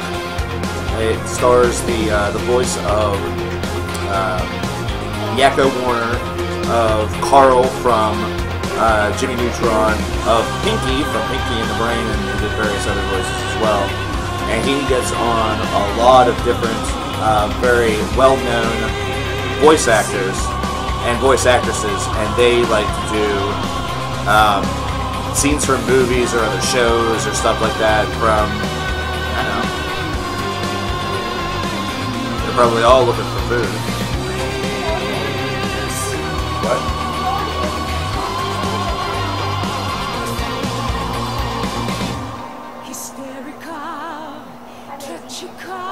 How's it going, John? How you doing? But yeah, there is a lot of great episodes that are up there. There was a funny one that involved the voice actor for Cal as Ethan Hunt from the Mission Impossible series. Give me just a moment. Give me just a moment here. In a second. I don't actually know.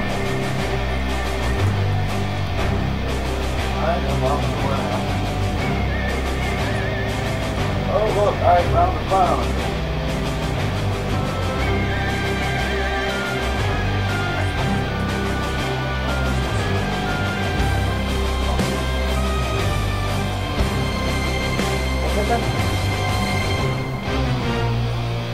Can I see the prettiest cat in the world? You want to see the prettiest cat in the world? Bam. Prettiest cat in the world right there. That is Pippin. That is my big boy, my big man. He is a lady killer. Ladies love Pippin. Holy shit. If Pippin were a human being, he would be getting more action than probably everybody that is in this apartment building combined. And that might be an understatement. That might be me putting it lightly. I'll be honest with you. He would get a lot of action. Unless, of course, he wasn't into that sort of thing. You know. Excuse you. Excuse you, Miss Amelia. That is not to be played with. That is the cord for the stream. Please don't play with that. Please do not play with that. Agallah coming up next. As embers dress the sky. We are in kitty heaven over here. We have three of the 8 in the room currently. This is based off of, not based off of, this is off of the album Pale Folklore. I'm not sure if you were maybe lurking last week, Zordak, but last week we played The Mantle in its entirety. And then also played She Painted Fire Across the Skyline off of this very album. It was quite the Agallocathon. The Agallocathon, as it was known. Yeah, it was a pretty awesome. It was a pretty awesome stream. If you were an Agalloc fan, I think some folks got into Agalloc a little bit more because of that stream. There were a lot of folks that hadn't heard The Mantle in its entirety. Maybe had not even heard it, just a song off of it. This is the first opportunity that you've caught me live.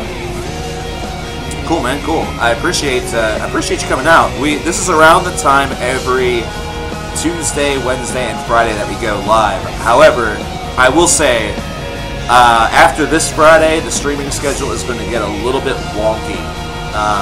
Mostly because I'll be taking a break for the Christmas season and also to get the end of the year lists done, as well as the videos that have been earned and funded here during VIDEOMANIA. I also have coursework to do because I am a tax professional, and the President of the United States introduced new tax laws for 2019. So is not as simple as it was for me last year, whenever I was able to go in and pass the test without looking at a single thing, you know, and be a professional again, you know, have my credentials renewed. This year I have to do actual study work, which sucks. Because this means that there's going to be a lot of people yelling at me. There's going to be a lot of people yelling at me this year because I have a feeling a lot of people are going to get fucked. I think there's a lot of people going to get fucked because of these new laws, these new provisions. But we will see. We will see. So far, from what I've looked at, it's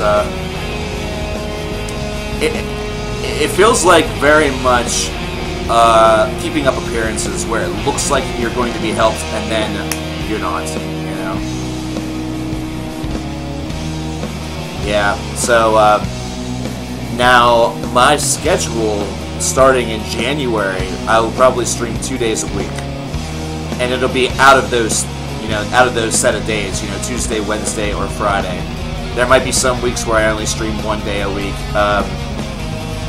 Typically, we have a cause attached to donations and things like that. Like, over the course of the past year, we've supported Alzheimer's research.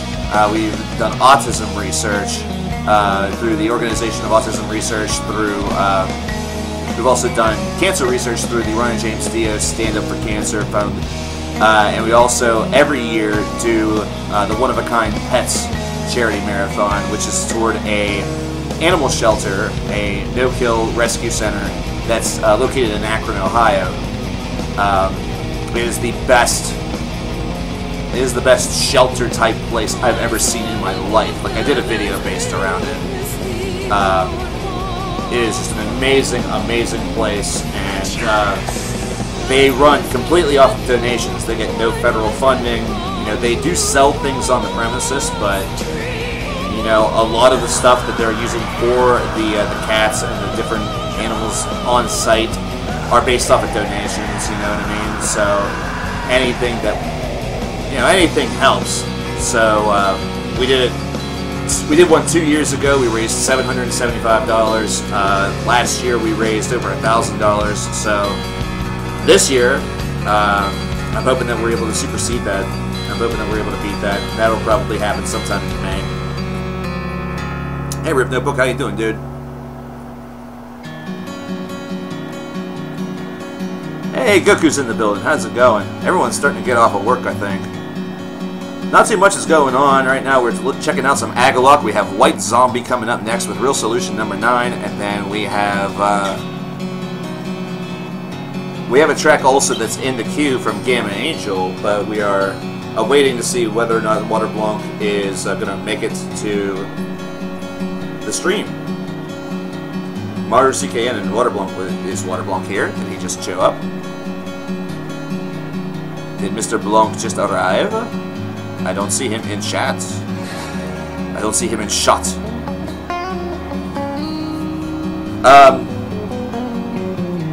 Before anybody talks about the Steeler game on Sunday, I would like to point out the Patriots game on Sunday. So, there we go. We have a few requests in honor of the new album from Emigrate, and all of the money goes to 22. 22 is perfectly fine. Okay, dude. How long is the track list so far? Right now, Baldur Aviation, we have one song remaining in queue after this. So the track listing right now is very short. If you need to know how to request a song, !requested songs will help you out. And there's also a CD sale going on. CDs, DVDs, and there's even a box set. Hey, if you like Dream Theater, you happen to be a Dream Theater fan, you see that right there behind that box? That Live at Luna Park right there? That Live at Luna Park that says it's $107.91. Man, you can own that for $10. You can own that for $10. It could be yours. It could be yours. They lost on a frickin' Miami Miracle? Yeah. Yeah, the Raiders beat the Steelers because Chris Boswell slipped. So, yeah. About the same thing there, boy. Eat You Alive by Emigrate. $3 heading toward number 22. I told everybody the queue is short, and now all of a sudden the queue will not be short. And watch how that works. Yeah, number 22 is going to quickly become funded. I can almost guarantee it. Let's Go by Emigrate featuring Till Lindemann. Riff Notebook with $5. Let's hear Limbs from Agalok. Hey, dude, where is that $5? And the second donation that I see that you just put through, where's that headed, man? Oh boy. Now we're going to get into a fun times, an old school bid war, looks like. I Dream in Lines by Astronoid. So that's $7 from the Riff Notebook. Again, let me know where that's heading, my friend. We'll get these tracks in. And,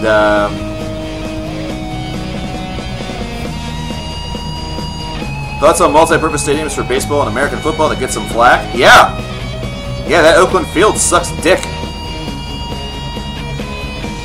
Let's just get that out of the way. The field at Oakland is a fucking atrocity. In fact, if I'm being honest here, and this is not just the delusional ramblings of a Steeler fan, by the way. Last week, the referees they're 1-0 this year. The Chargers actually didn't win that game, and this week, the Raiders didn't win that game. Their field did. The field's 1-0.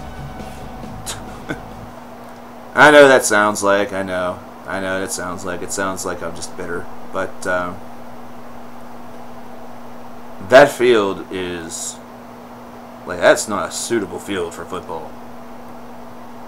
It almost looked like they were just slipping and sliding like they were on ice. And ice in Oakland? Are you kidding me? Like, that doesn't seem possible. That doesn't seem even probable. Blades in the Night by Visigoth and Walker the Stalker with by Astral Doors. Why is the Oakland Stadium bad? You probably didn't watch the game.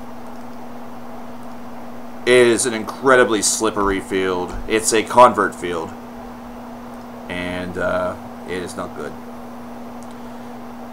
But Baldur Aviation, thank you very much for the $10 donation for Blades in the Night by Visigoth and Walker the Stalker by Astral Doors. Where's that $10 heading, man? Let me know, please, and I will do that. Riff Notebook, I'm not made by design, nothing but thieves coming in hot. And all of a sudden, just like that, holy potatoes, things have gotten pretty cray-cray. Things have gotten pretty cray-cray. Riff Notebook is heading at number 12. Does it function well for baseball? Yeah, I think that it functions better for baseball because of the fact that I'm trying to think of words here at the moment. It's not run on as often. It also looked like that field. The stand-up and oh, well, all of those, those different things, those take place during different parts of the year. That takes place during different parts of the year, Baldur. That's unfortunately not tied to this event.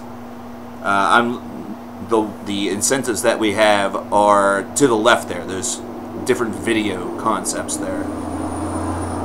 So unfortunately, that's not a part of this event currently. We did fairly well during that event. That event ran back in August. Hypothetical by Emigrate featuring Marilyn Manson. Oyo como va. I'm just sitting back and watching this happen for a couple minutes because, man, good Lord Almighty. Good God Almighty. Speaking of that, number 22 is close to being funded. It's even closer to being funded. In My Tears by Emigrates from Goku, who I have been watching some of your collection videos. I didn't realize that you had anything at all from the Philips CDI. I did not realize that you had anything at all from the CDI. Were those things that you just ordered, or were those games that you had from back whenever it was around? You obviously ordered those, didn't you? Or like found them at yard sales. Real Solution number 9 from White Zombie coming up next. Coming in hot. Yeah, I remember her saying, "I'm already dead." That is next. I'm already dead. I'm already dead. I'm already dead. And McCutcheon was agreed to a 3-year deal with the Phillies. It's a shame it's not the Pirates, but that's alright. Whatever. We just traded away about Nova. We're going to be in a full rebuild mode by the end of this season. I can guarantee you that. Get up and you know, put an X in your head. We got the winning season this year. No one likes number 10. Yeah, number 10's already been funded. That's why it says fund. Oh, the Panasonic 3DO. Okay, I'm sorry about that. You're right. You were very right about that. Which, I don't know. That might actually be worse. Which one do you think is worse between the 3DO and the CDI? Because again, I was looking at a couple of those games, and aside from the Road Rash port, I can't say that I know much about the 3DO.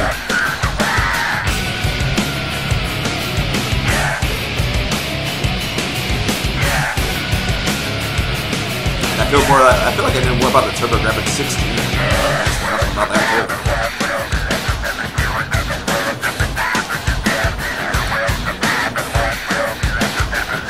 Listen, the Eagles need to win that game against Dallas. But they could, even if Dallas would have just kicked the field goal in overtime yesterday, or on Sunday, there's no way that Philly was going to travel all the way down the field. And again, with the way in which the NFL was this week, anything's possible. I mean, the Rams only scored 6 points. They laid a dud on Sunday night against Chicago.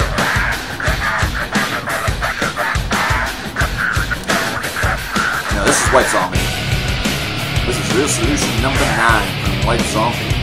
Up next, we'll have Eat You Alive by Emigrate. And then we'll have some Agalop.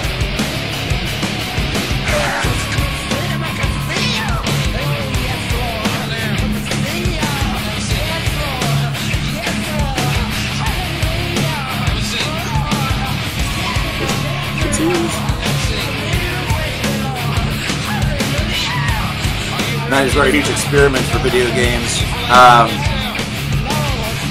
Play your song after this? Sure, Gamma. You can do that. Let me get that queued up here. It's easy considering you've been the only one on the PayPal side so far today, so you're easy to find.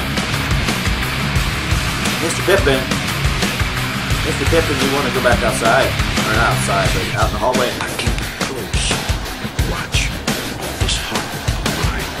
It looks like you're, hey. Rock City by Emigrate featuring Lemmy. Rest in peace, Lemmy Kilmister, of course.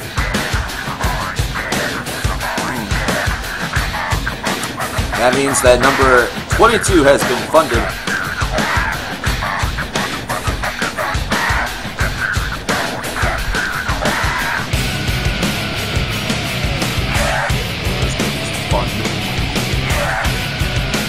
What, $2? So was, yeah. That's $161 that remains, and we'll put that toward the wrestling themes. Hold on a second, I think I'm gonna have to like kick them out. PayPal sailing in dangerous waters.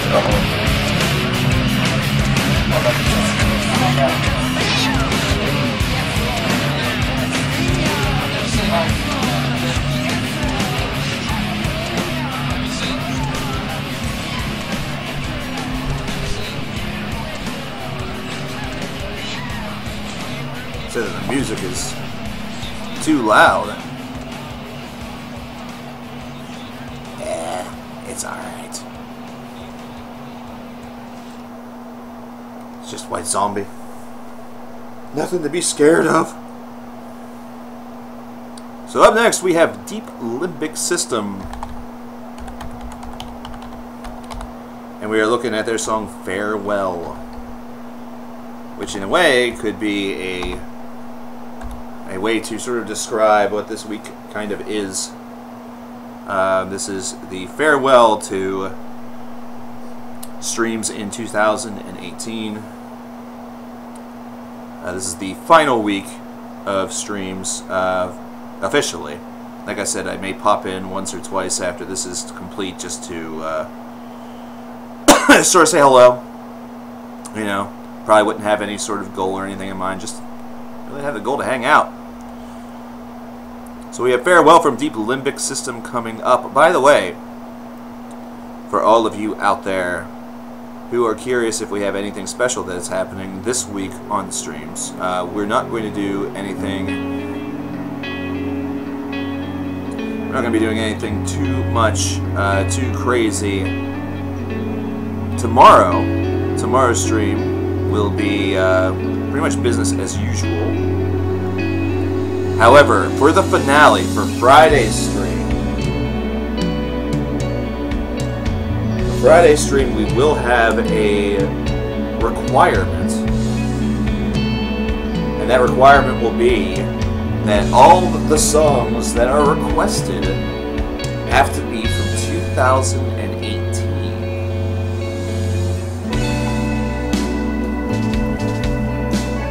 They'll all have to be from this year. We're going to do a bit of a year in review on Friday for our very last stream of VIDEOMANIA, the finale.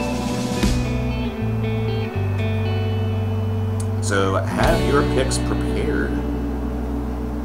Have your picks prepared in advance.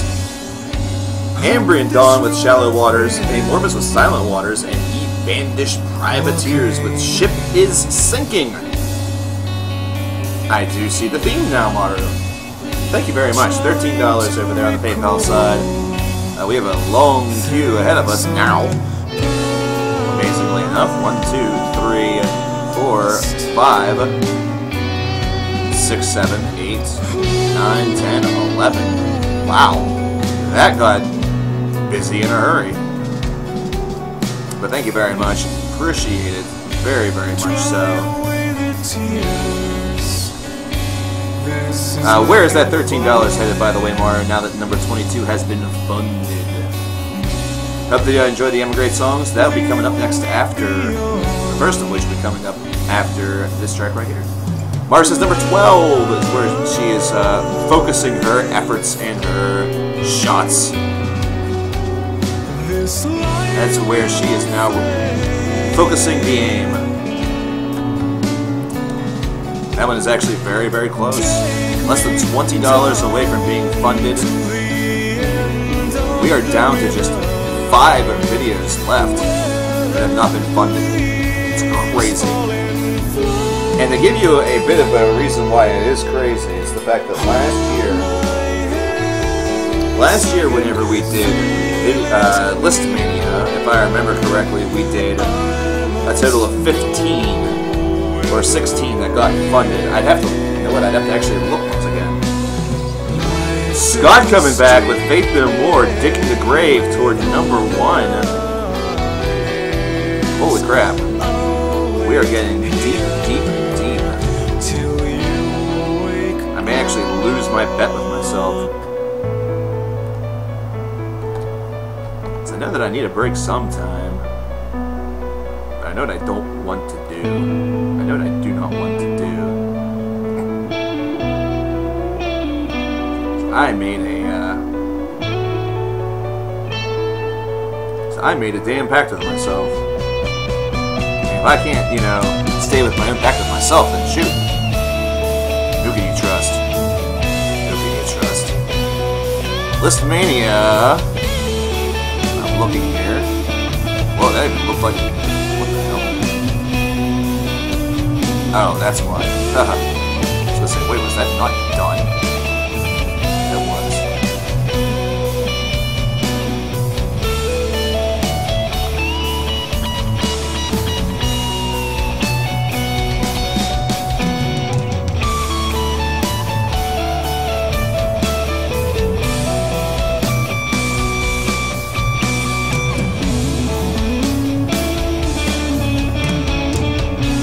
There was a grand total of 20 videos for Listmania. However, what happened with that was that it was originally, I think it was 16 or 15, and then I added a couple that I wanted to put on, you know, a few that I wanted to add myself, and put it as part of the event. I would definitely recommend it, Lane. Absolutely, yes. And then there was one other video that was earned based off of a very large donation. This is awesome. And also, that sexy sax. Come on now. If a song has sexy sax, it is guaranteed to be amazing. South America right now, and that includes Mexico, has been having a banner fucking year. Maestric. Just gonna throw that name out there again. Maestric's album was absurdly good. This is not OPEC. This is Deep Limbic System with the song Farewell.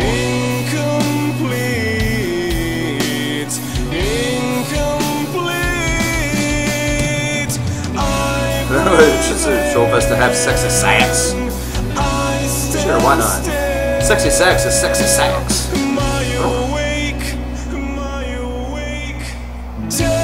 gotta just have that sax in there.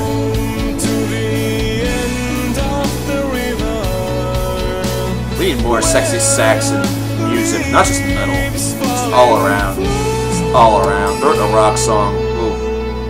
Mwah, DiGiorno. Gazpacho? Oh yeah. It is. Yeah, it's gazpacho. They're pretty decent. Nothing, I don't know much about them, but I do know of them. How long is the queue at the moment? It's pretty long. It got really long in a hurry. Like, we went from having one song left to play to now having like 14. If I'm being very honest with you, and that's who I am. So, the one thing I will say, Zordak, is that if you do request something and you end up having to leave before it gets played, I do not play the song until you return, until I see you again in chat. So, there's that.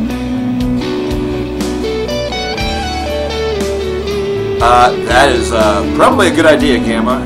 You'll probably need to remind me whenever like a release date comes out, though I'll probably be looking at it also.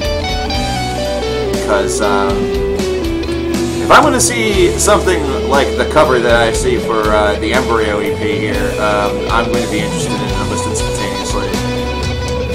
It's super artsy. Oh. That was, well, I don't know about you, but I may need the pool on the old chubby tonight. Because that was sexy. We started off a lot of Emigrate tracks that we're going to be hearing. These were requested all by Goku. We're going to start with Eat You Alive, and this features Frank Delle.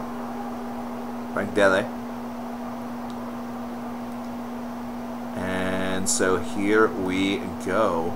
In fact, most of these songs feature somebody in them. Insurance. So we have a number of Emigrate songs that will be coming over the course of the next hour or so. Up next, after this, we'll have Limbs from Agalok. I think that's a little low, actually. Or is that just low on my end?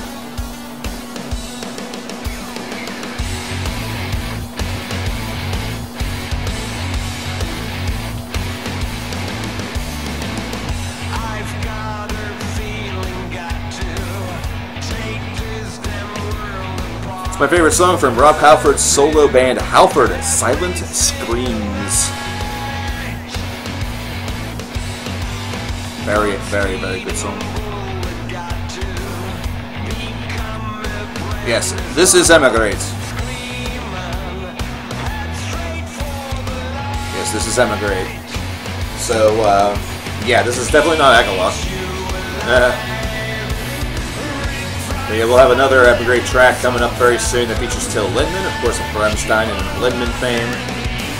Cardinal Copia from Ghost actually makes an appearance on a track, I'm Not Afraid, from Emigrate, that we'll hear later on. But we also have I Dream in Lines by Astronoid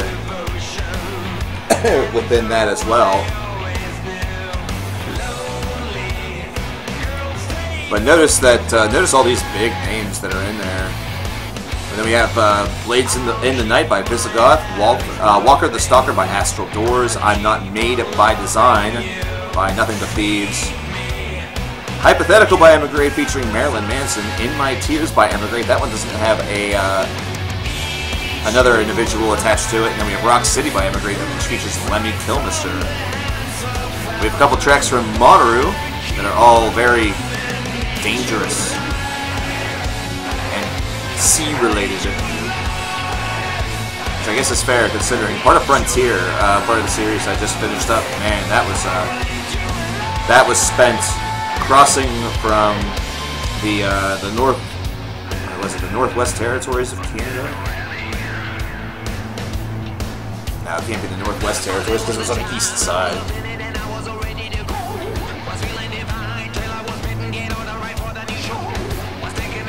It's actually like right around like Montreal. But I think that was before it was, I don't think it was known as Quebec at that point. Anyway. It's like the 1600s, 1700s, whenever this series takes place. But traveling by boat from there to Scotland.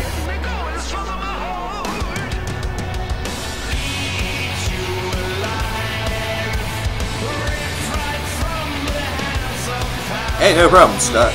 Wait, what did we do again? I'm not sure what we did. That was so good. But hey, definitely appreciate it, dude. And you're very welcome. Like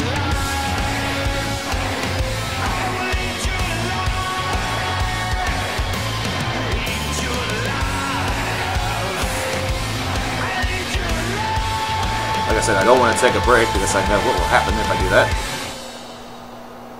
So what I'm going to do, however, is I'm going to get limbs started by Agalok, and I'm going to just go and simply get a couple bottles of water.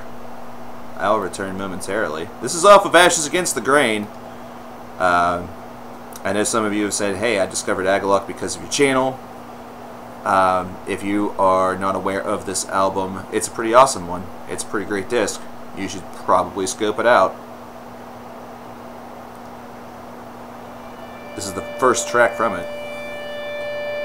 So I'll see you guys in just a couple of minutes. It won't be very long.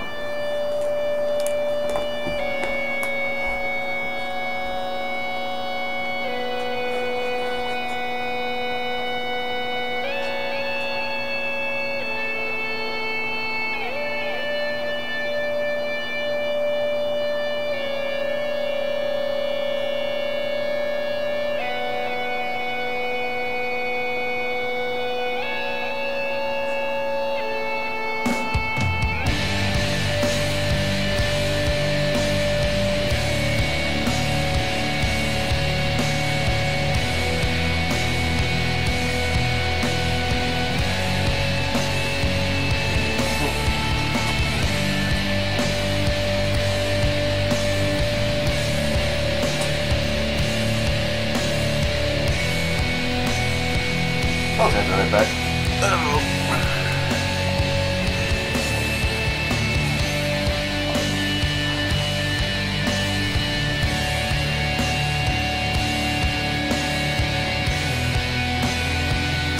If you want to talk about an excellent band, Agalok would be probably my pick for one of my most favorite all-time discoveries. And the thing of it is that I discovered this band not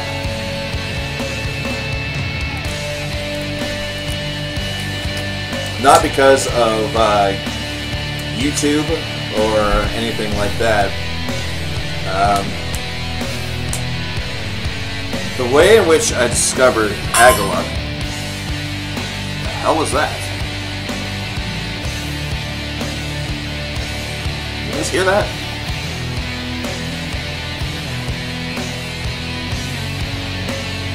That was weird. Sounded like something fell down.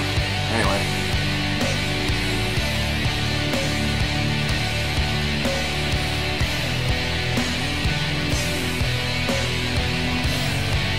But the way in which I discovered Agaluk was the kind of old-fashioned way.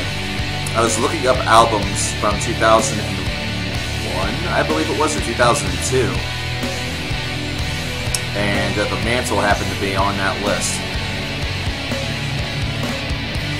You heard something crash? It sounded like glass breaking. Yeah, that's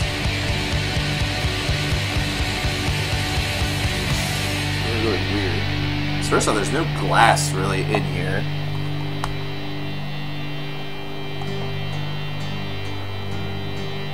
I have no idea what just happened. But, okay, whatever. I will look for that whenever the stream's done. I'll look for that whenever the stream's done. What's going on, Waterblanc? Hey! Hey! I didn't see you come in here, brother. Alright. So there's Super Chat. Let's take a look here. Primal Fear with Supernova from Waterblanc. Thank you very much. Appreciate it, my friend. Where is that headed? Which of the incentives is that going to? And it's also time to play everybody's favorite party game at home. How much is the euro worth versus the dollar? My hope is a lot. So our market's been tanking. It's not what you'd expect. 259. 259. Thanks again, brother. Appreciate that. Sorry if it seemed like I was ignoring you. I was trying to get out of thought and trying to figure out what the hell crashed. I was in the midst of talking and something crashed and I see nothing. Like I see literally nothing that crashed. But yet I heard a sound and so did other members of the Chatterverse. So we're left with another mystery to solve. Originally it was the mystery of the missing Blazy. Now it's the mystery of what the fuck broke.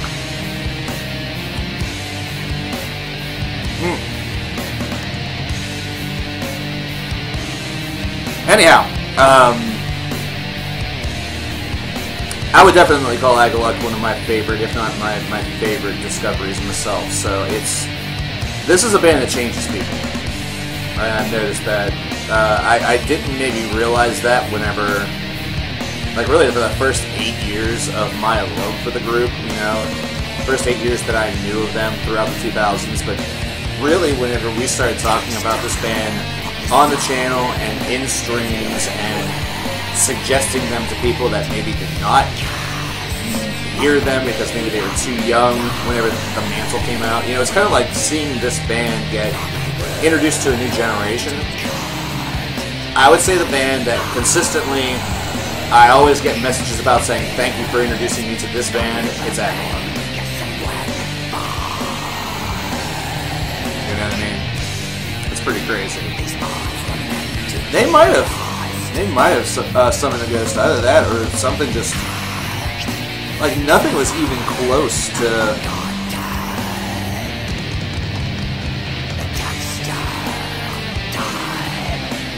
The only thing I could think of is that maybe something fell behind the radiator and that was glass and expanded and broke because the heater's on. I have no idea. What should be the first album that you try? The Mantle. The Mantle or Ashes Against the Grain. Those are the great starting points. If you like the song that you're hearing right now, get Ashes Against the Grain.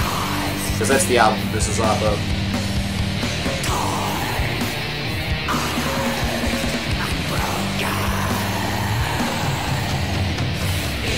Can I be dead honest with you, Goku? Can I really be honest with you? again, I don't like to be the person that likes to rain on people's parades. Mostly because it's just an opinion that I have. It's, you know, it's not fact. You know, it's completely subjective. I honestly could care less about the new Bumblebee movie. I honestly could care less about it. I did see that it had a great rating on Rotten Tomatoes, but I've watched. I watched the first Transformers movie, and I caught what was it, Dark of the Moon. I caught part of that whenever Faith's brother and his kids were over here one weekend. I didn't get attached to the Transformers series of films, the Michael Bay Transformers series of films. I didn't get attached to them at all. Like, I got no attachment whatsoever from it. So,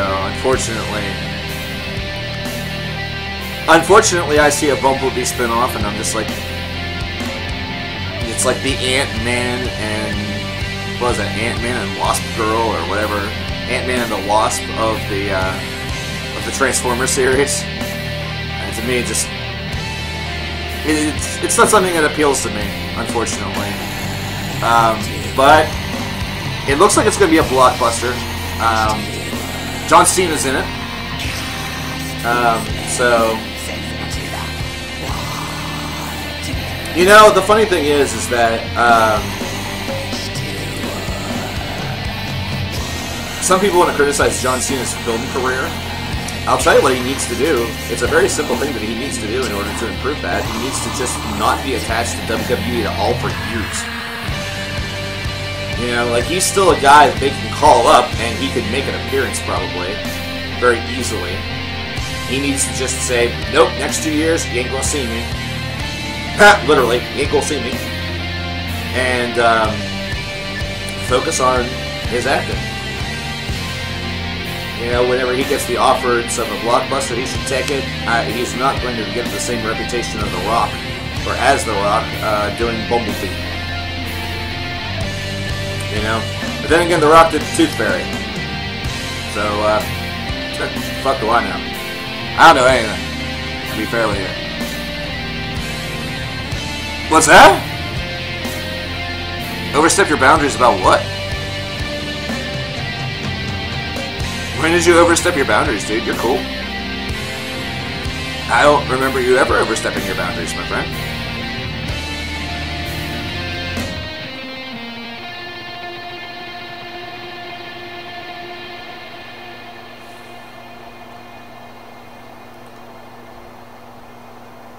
That's Limbs from Agaluk. Like I said, if you are looking to if you are looking to get into Agaluk and you like that song, that is off of Ashes Against the Grain. So that'll be the album that you'll want to continue to listen to. But personally speaking, my favorite album from Agaluk is the album that preceded Ashes Against the Grain, which is entitled The Mantle. Which I find that to be one of the best heavy metal, or really just best albums, period, of all time. Till Lindemann joins up with Emigrate on this song entitled Let's Go. So, let's do exactly what the song says, and let's go. We have a ways to go. And we have another Water Blanc drop. We have Glory Hammer with Agnes McFife. The $2.59 heading toward number 12. Unless Blanky Boy is changing it up. I don't think he is, though. I find myself scratching at the bottom. I'm so I thought he was going to say, I find myself scratching at my balls. everything that I've discarded. Oh, was that you early? Oh, wait a minute. Were you... Wait. I have a weird question for you, Scott. Were you Baldur Aviation? Hey, Felix, what's going on, man? Ich versteh dich mit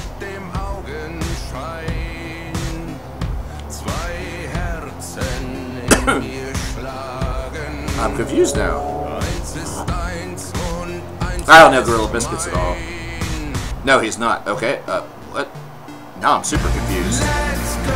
I don't remember seeing that. You missed the charity streams? I'm really confused now, because I don't remember seeing any message that I took the wrong way or whatever. I'm just really confused at the moment, so let's just say that everybody has a clean slate, including myself for being dumb and not remembering or realizing what happened. I feel really silly now. Missed the charity streams? Yeah, I could totally understand that. We'll definitely be doing some cool stuff next year, for sure. We expanded the number of streams that we did.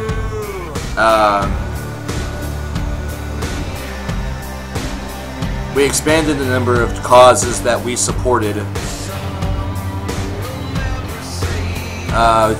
compared to 2017.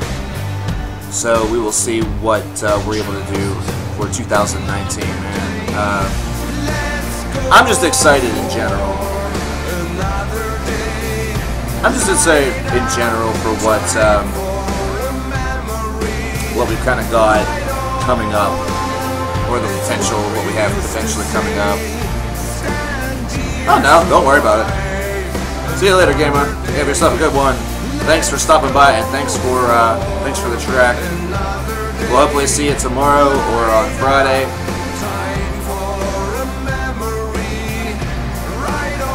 Yeah,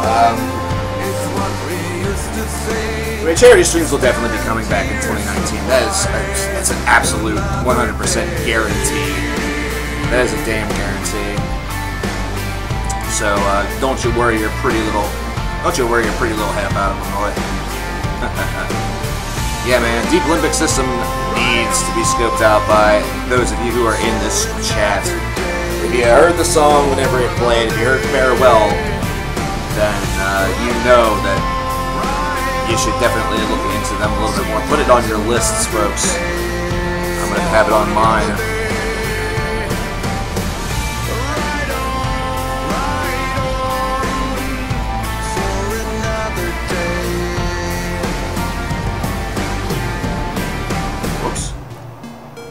Save as is not what I want. Thank you very much.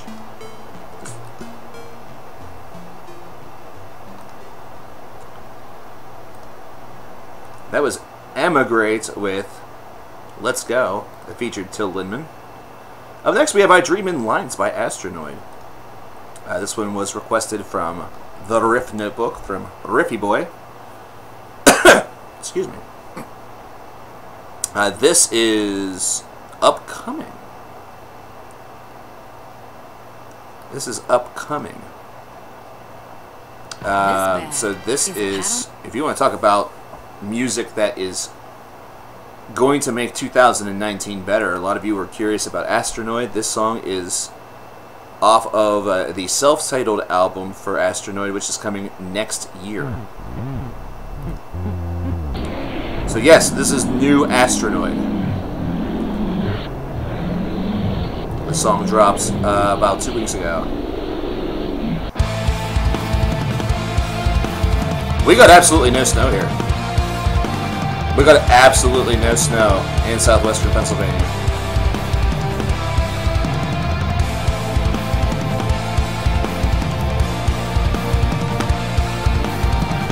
You need something to break up the monotony. Oh, believe me, dude. My way of breaking up the monotony is I'm deciding to quit smoking.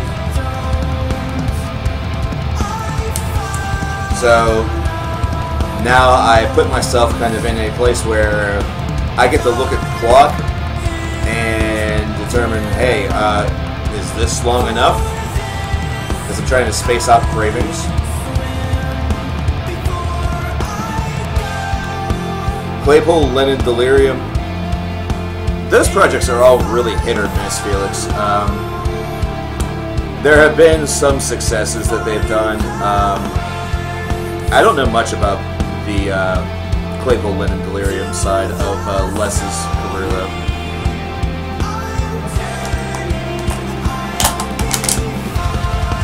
Yeah, I'm in the process of quitting, so I'm tapering currently.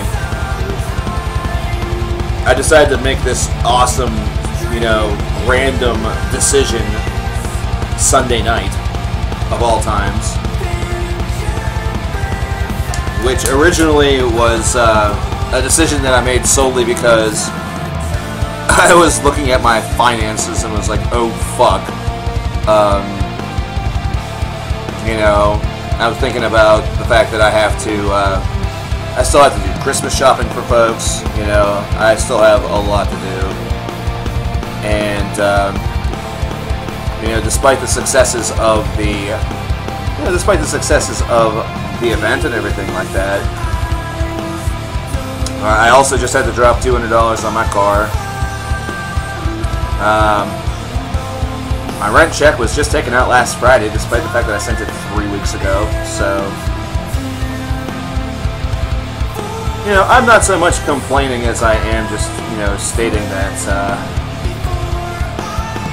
it's kind of a, this is the time of year where you oftentimes think about, you think about money, you think about all these different things, mostly because you don't want to think about this stuff. You want to just convince yourself that, hey, you'll be fine, you'll be alright, you know, you don't have to worry about it because you want everyone on your list to be happy, you know, so long as you're doing everything with the best of intentions, they're going to be happy anyway. And being an adult, you know, being an adult is kind of awesome because you no longer expect to get Christmas gifts from people, you know. Like, if I get cards from folks, I'm just as happy than if they were to, like, sent me a, I don't know, CD or something like that, I guess, I don't know. Getting CDs for Christmas is always cool because you're sharing the gift of music alongside of, you know, sharing happiness for the season, but whenever you're an adult, if you're sitting there as an adult and you're expecting, like, all this stuff for Christmas, man, what the hell are you thinking? Like, obviously, Faith and I will exchange gifts because that's a tradition that we have every single year.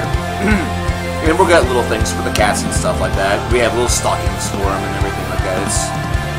It's kind of hilarious, honestly, the lengths that we sometimes do go. But yeah, I'm gonna gain weight. Yeah, if I do, I do. If I gain a little bit of weight, it'll give me enough motivation to go to the gym and work it off again. And this time, I actually stick with it. Am I predisposed to addiction? I would say that I have an addictive personality, but I could tell you that smoking is more the oral fixation as opposed to the actual nicotine. Because I see myself being more obsessed with or more addicted to the locations being associated with smoking as opposed to the actual act itself.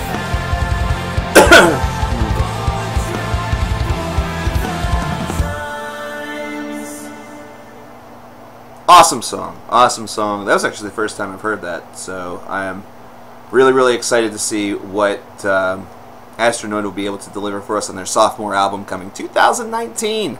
Man, that's hype. That is hype. Can we get some freaking Astronaut hype in chat right now as we get up our next track, which is I'm Not Afraid. This features Cardinal Copia.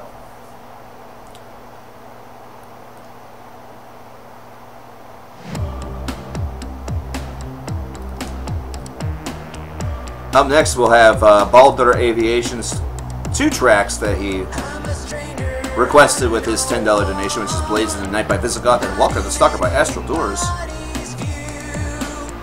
Yep. Yeah, that is the, that's the plan, Andy, and so far it's been going pretty well. Did I hear the Cannibal Corpse story? Yes, yes I did. Pat O'Brien. Let me tell you, that's not looking good, folks. He did not look like he was in his right mind in all the photos that we're seeing. Hey, we have Justin in the house. Justin is in the building. How's it going, Jay? Yeah, that was the story of the day post show.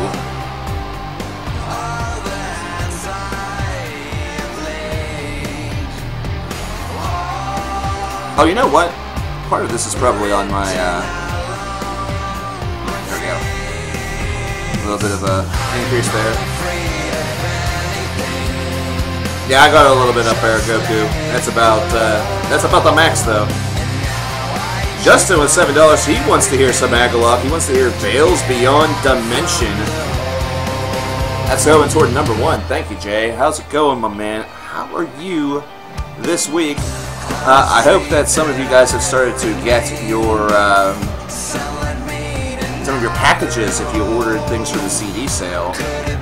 Unfortunately, I did not get some of those sent out until Friday because last Wednesday was apparently a federal holiday where the post offices were closed due to George H.W. Bush's death, the older Bush.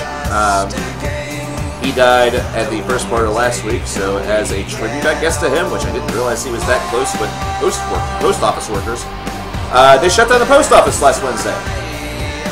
And then Thursday, I didn't have my car because it was getting worked on. So,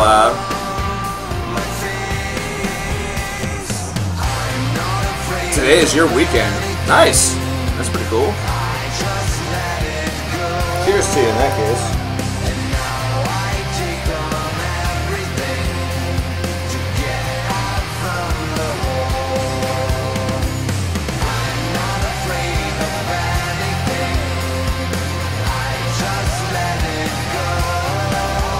I would say the next thing that I would probably do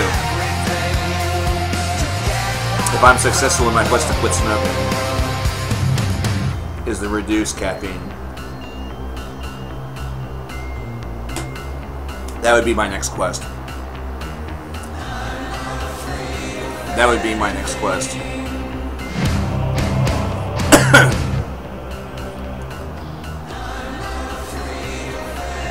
But I can tell you one thing is that even just from one day, actually going on 2 days now,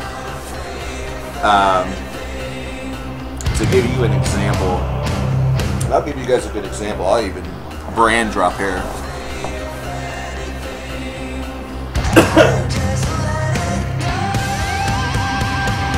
I'll even brand drop over here. First of all, another thing that helps is putting these in this place where I can't see them all the time, because it used to be right there in front of me. So you look at it and you think, hey, I could have one of those. Pack of these, there's 20 of them in a pack for those of you who are unaware. One of these used to last me a calendar day. A calendar day. Oh yeah, it's already dark here. Yeah, it's been dark for the last couple of hours, but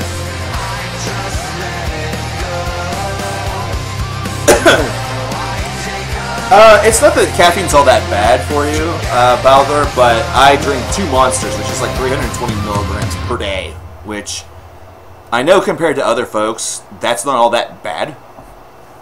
Because if you consider those folks who get like a 2 liter of Coke and drink it in one day, or if you consider those folks that get refill after refill whenever they go out to like the McDonald's or the all-you-can-eat place or whatever, or the refills that you get during dinner. I just really like water though, so in reality I don't know if caffeine's a huge issue for me because I drink 2 things that have caffeine in it. Because I really don't drink coffee anymore. I haven't had that much tea.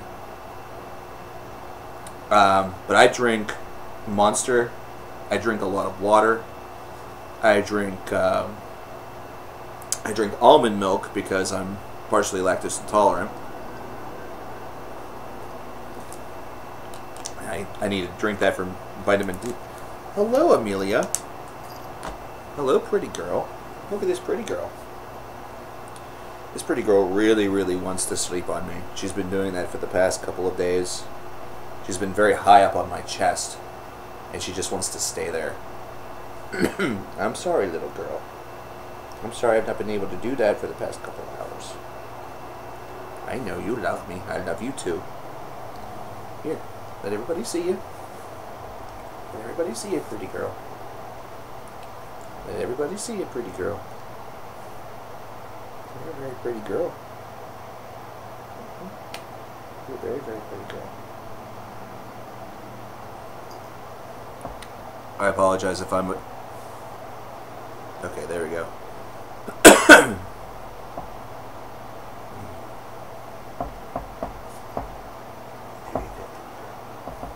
Or you can sit close to me. But anyway, pack of these would last me roughly a day.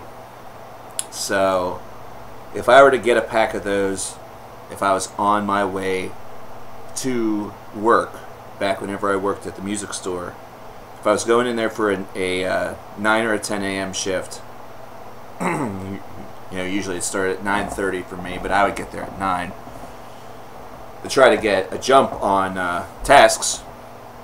Blades in the Night by Visigoth. So far, the Emigrate has been pretty cool. I like the different guests that Emigrate has on their songs there, Goku.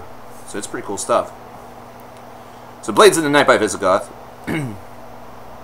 But one of those packs would usually last me until the next day. But it would not be like the next day, like deep in the day.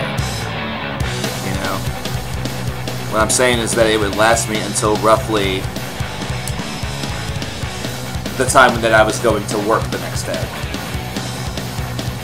You know what I mean? So...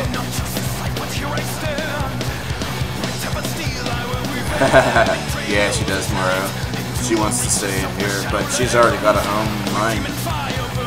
She already has somebody waiting on her. But anyhow,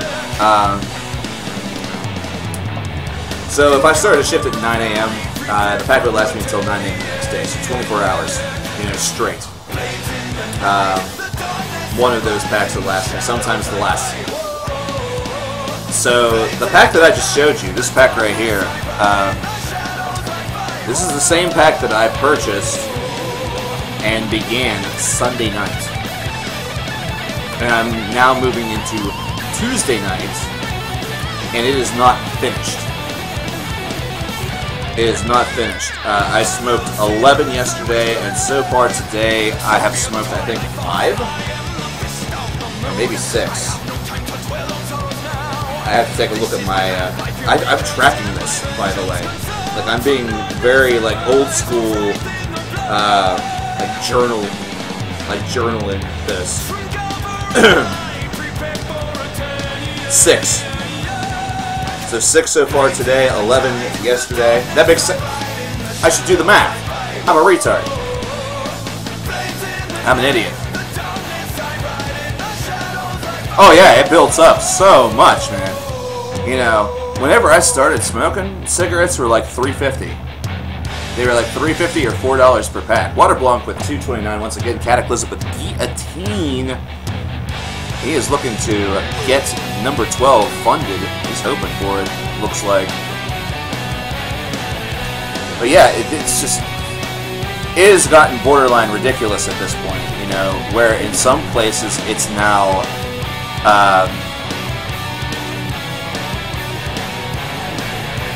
you know, now it is upward to $10 for a pack. And I think the moment that pissed me off the most was that smokers are treated differently whenever it comes to society, I guess, or level of importance. Because, and this is not necessarily a critique on anybody who's on heroin or any other drugs, but they will get drugs to, you know, if they overdose, they will get a cure to snap them out of it, you know, because they overdosed. You know, you can't really overdose on cigarettes. You know, you can get nicotine poisoning, perhaps, but it's going to take quite an effort for you to achieve that. You know, I can understand why people get upset that they get help, but folks that need insulin, you know, every single day are stuck paying exorbitant costs in order to get their insulin prescriptions here in America. But also, here in Pennsylvania, the Pennsylvania Senate, House of Representatives, the Pennsylvania government essentially fucked up the budget of the state so goddamn bad.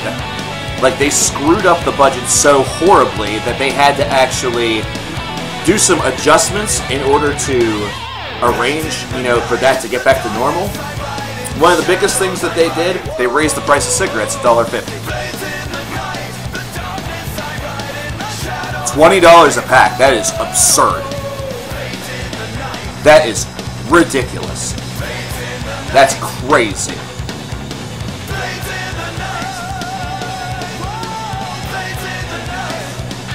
That is absurd. Oh, Visigoth is tremendous. They're very, very good. This is a cool album. But yeah, shut up. Visigoth stuff is all really good. But then we get to Astral Doors. We get to Walker the Stalker. And look what it is. It's a damn 15-second unskippable McDonald's ad. I hate this so much. Because first of all, I hate McDonald's. Like, I ate there last night principally out of convenience. Because I didn't want to like go to 3 different places while we were out. And it was kind of... Borgnagar with Colossus from Scott. Wow. Dropping a $5 for some good stuff right there. Dropping that $5 for some good stuff right now. We are rolling through this list. So we still have a lot. We still have a long way to go. Especially as this continues to pile on. Let's take a look at what all we have left, shall we? Let's take a look at our queue. This queue view was, or is, brought to you by,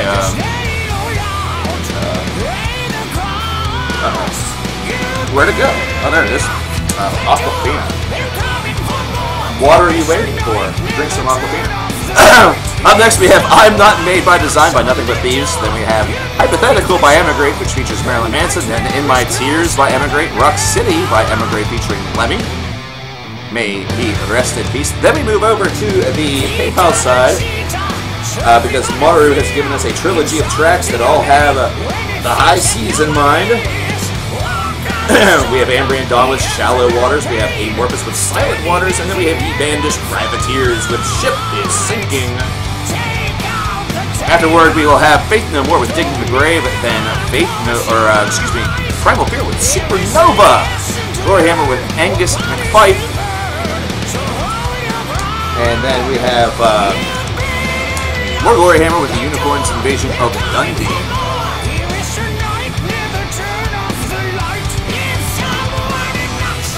Actually, those 2 tracks will come after Agalok with Veils Beyond Dimension. And we just got something from... Oh, wait, we missed something from Felix. I missed something from Felix. Fozzy with Painless. Oh, shit. When the heck did that happen?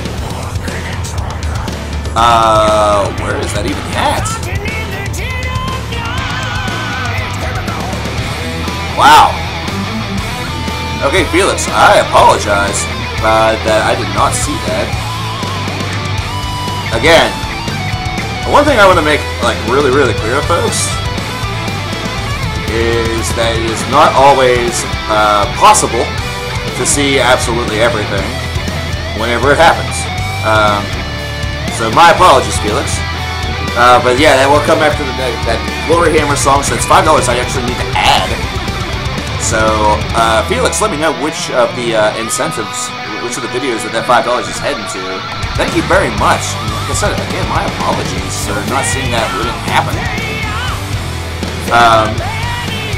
Yeah, then we have Cataclysm with Guillotine and Orphangar's Colossus. So we have a big time queue. We have a big boy queue happening right now.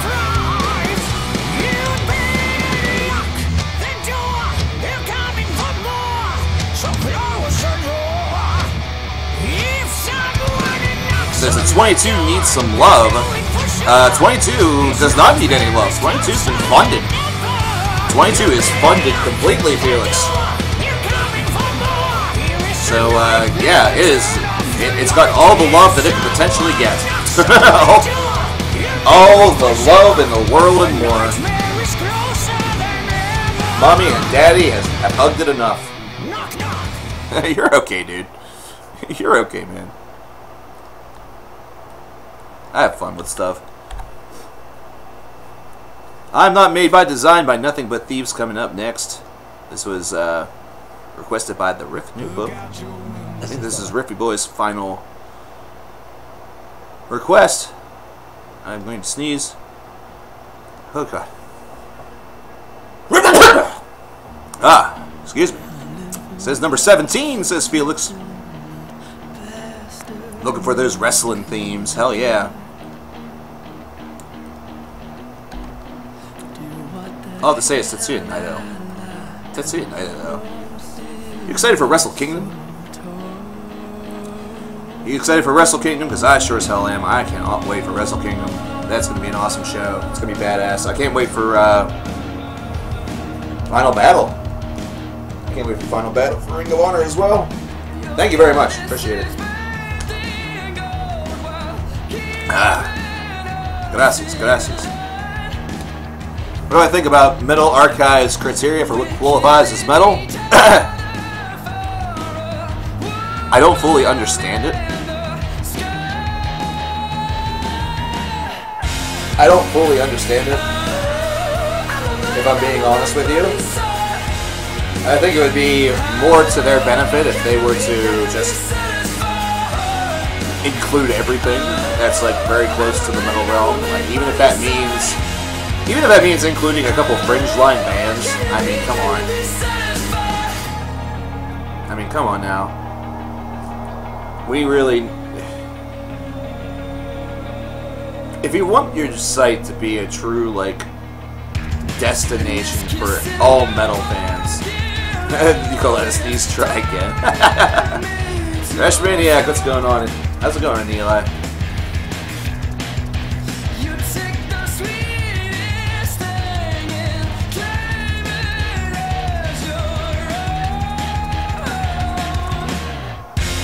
Oh boy. Do I watch any of Being the Elite? I watch it every week, my friend. So I just watched the new episode yesterday. Dumbass. I just watched the new episode yesterday, dumbass.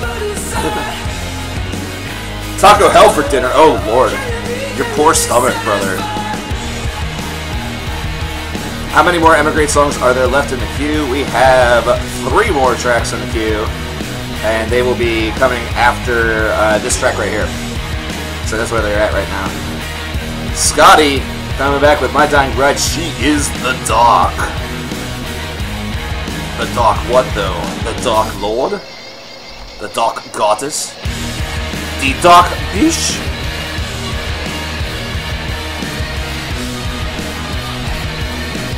I'll tell you, whenever it comes to Frontier, one of the characters in there practically responsible for 3 deaths. She is not experiencing the luck of the Irish, mind ye. More so experiencing the Irish curse. By the way, this track rules. What's going on, Daniel? Yeah, they are getting interesting on their dumbass. What do you think about All Elite Wrestling, dumbass?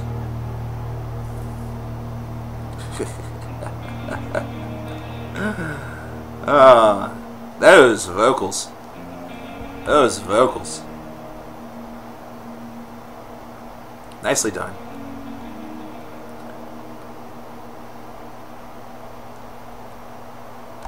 Hypothetical by Emigrate up next. This features Marilyn Manson. The beautiful pee-pee, the beautiful pee-pee.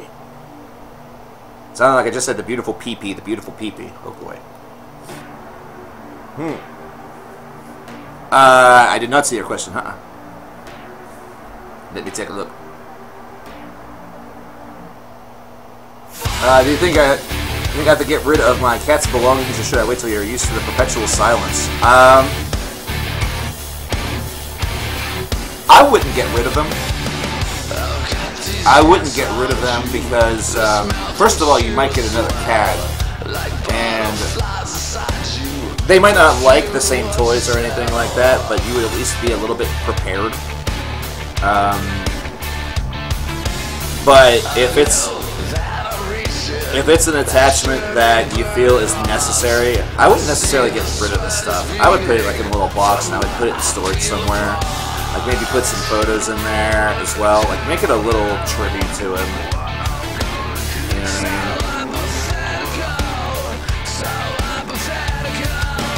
Yeah, I would certainly place them in a box or something that you can remember Garfield by. And the thing is, it's like the first couple times you explore that box, like if you rediscover it or you look in there, it'll hurt. But sometimes pain's a really good thing, brother. Sometimes pain is a really good thing that helps us out.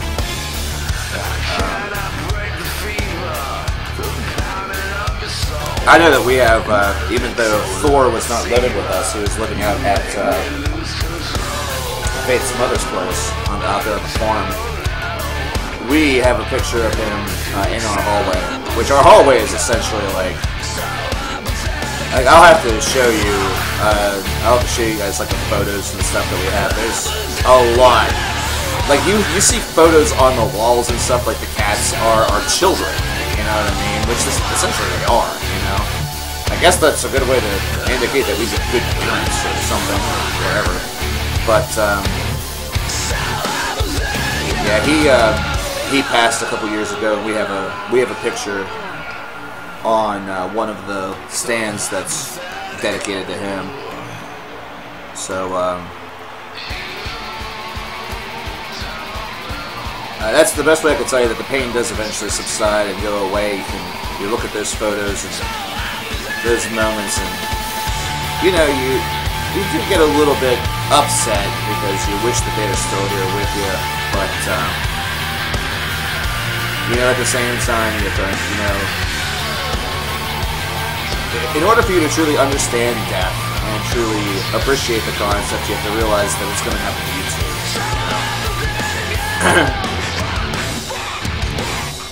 Like, one of the big things that I could never really understand the concept of losing people close to me whenever I was much, much younger, because it never happened.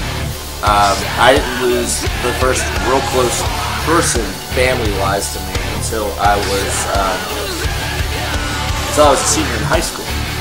That's how long it was. Like, I didn't lose any grandparents. My one grandfather had already died a year before I was born. The other one was a complete another dickhead. And honestly, if he would have died at any point, I wouldn't give a fuck.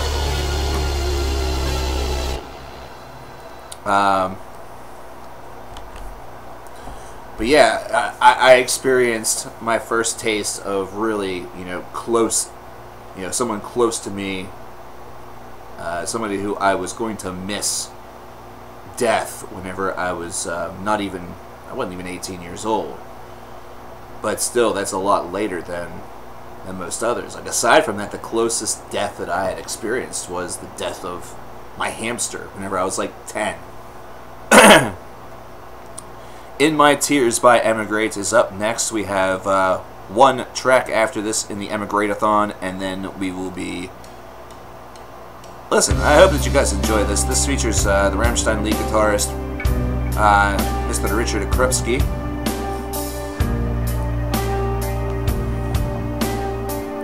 Alright, Riff Notebook. Hey, best of luck to you on the finals. I hope that you're able to get her done.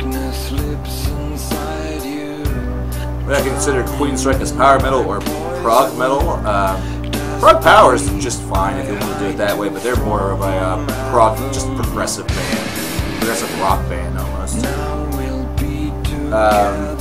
They're more on the extreme end of traditional prog rock, so prog rock, prog metal, whatever you want to call them, it's fine by me. Newt Book.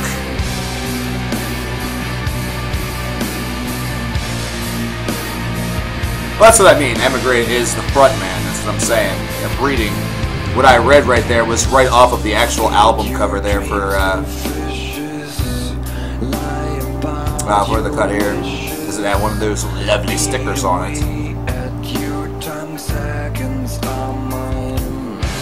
He brought back the old rock is dead debate. That was more so displayed by Adam Levine recently. More famously by Adam Levine recently. In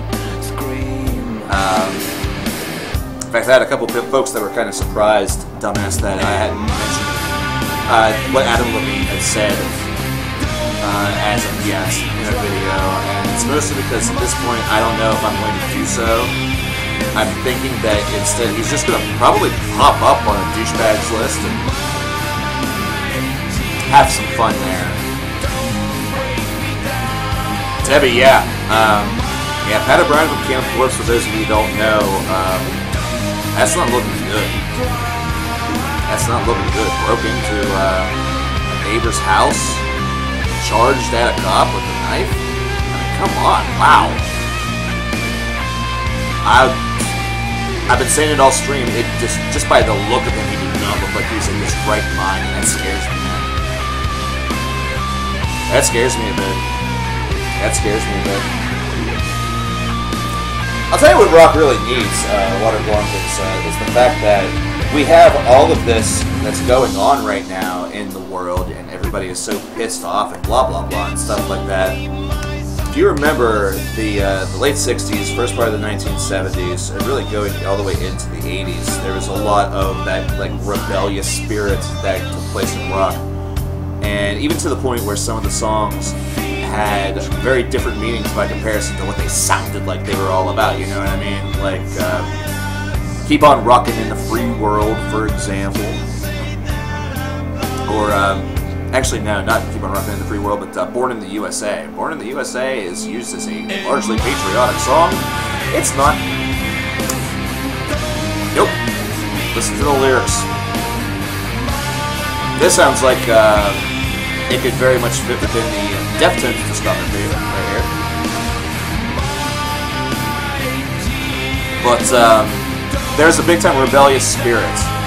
So you heard a lot of... now, granted, they were not very direct anthems, but you heard a lot of rock that was sort of leading the charge against like the Vietnam War and corruption and things like that. And there was a lot of energy and spirit. These days, nobody wants to sing about injustice, I guess, or if they do, they want to be really in your face about it. I guess what rock really needs are a couple of really good lyricists, storytellers, you know what I mean? Folks that are able to draw conclusions or, you know, not necessarily beat you in your... beat you directly between your eyes with what they're trying to get across. So, I'll give you a good example. Rob Flynn of Machine Head with Catharsis, especially with a track such as Bastards, was incredibly, like, way too direct. We're talking far too direct for what he wanted, or for what we really needed. Rock City by Emigrate. This finishes up the Emigrate-a-thon. This features Lemmy, by the way, so enjoy that. And again, if you want something further that's kind of required within the Rockaverse, is the fact that folks that have this sort of like very rebellious spirit and sort of this don't give a fuck attitude. That's another thing that is extremely necessary and helpful. But One of the biggest problems that Rockland really ran into with Catharsis and his lyricism is the fact that he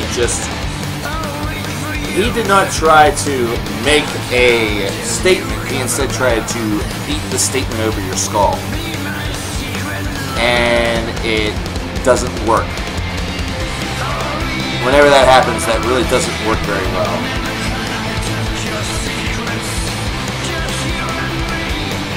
Mostly because these days, that's not really what folks are looking for. You know, they're looking for... I don't know, like, it's weird. It is a really weird balance that I guess needs to be considered whenever it comes to... and again, Waterblanc, you make a really great point about hip-hop, that hip-hop right now kind of has the power to, you know, thrust itself right into the forefront of social change. But the thing is that any music genre could really do that. Any music genre could do that.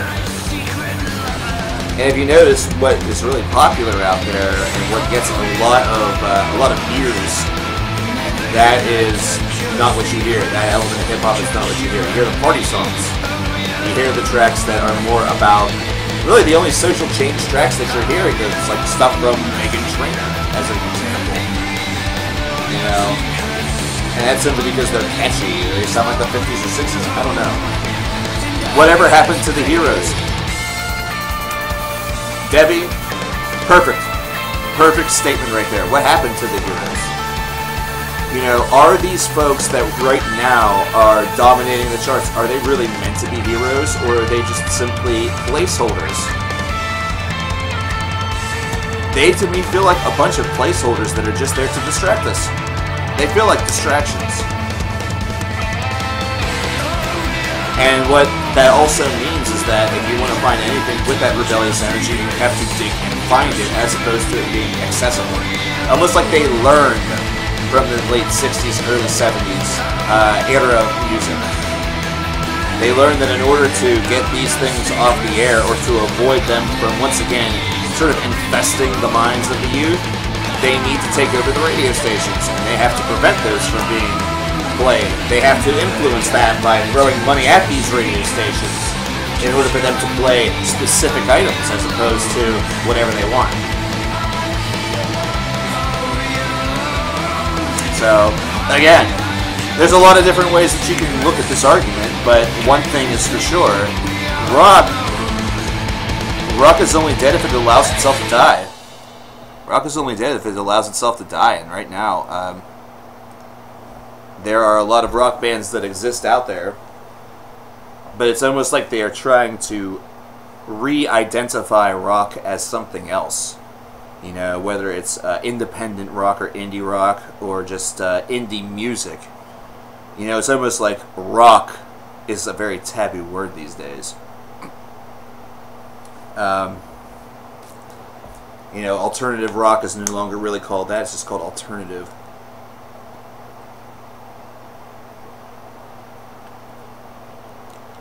But I think that you could easily make it, and really even the bands that are rock or, you know, are on the fringe line. You know, you have your post-punk or your post-hardcore. Notice how a lot of bands that could be fallen under the rock umbrella are now more concerned about being labeled as other genre titles. And again, it's sort of the over-exasperation of genre classifications that happen these days. We want to pinpoint and describe sounds so deeply, and almost strip some of the life away from them. Ambrian Dawn with Shallow Waters coming up next. This is a trilogy of tracks from Maru that have to do with water.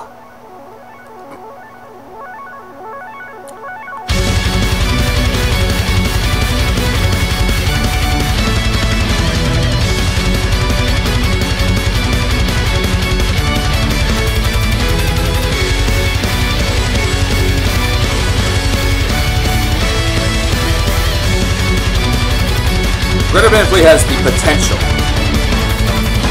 but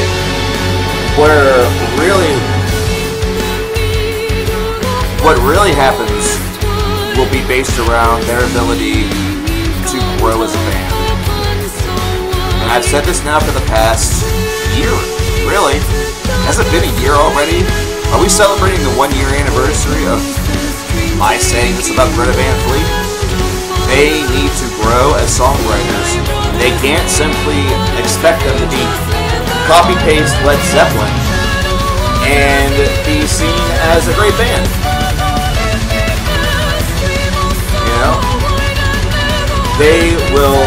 And here's something that I will not say whenever it comes to talking about the folks that hate Greta Van Fleet, is the fact that a lot of the people that hate Greta Van Fleet are the same people that wish that there was a Led Zeppelin in this generation.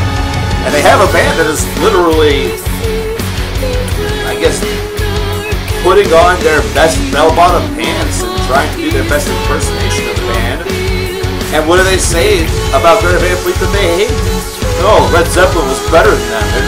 They're just clones. They're just a rip-off band. Doesn't matter if it's true or not. This is what you wanted. What you actually wanted that you didn't say is, I want somebody to make Led Zeppelin young again. You know, the actual members of Led Zeppelin, resurrections and all, and I want them around in 2018. We need them in 2018. That ain't gonna happen. Really, this is 3rd generation Led Zeppelin. 2nd generation potentially could be the Black Crowes, and of course nobody would want to accept that because the Black Crowes sound different because they're their own project or their own band. Alright.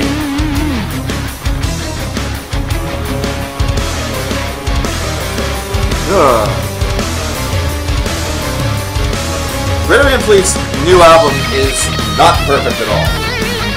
That's the thing. It is not perfect at all. But it's also not bad. It's an average listen. That's about it. It's like a 16 out of 30. It's average. They have places where they do very, very well, but other places where they are not getting away from their bad habits.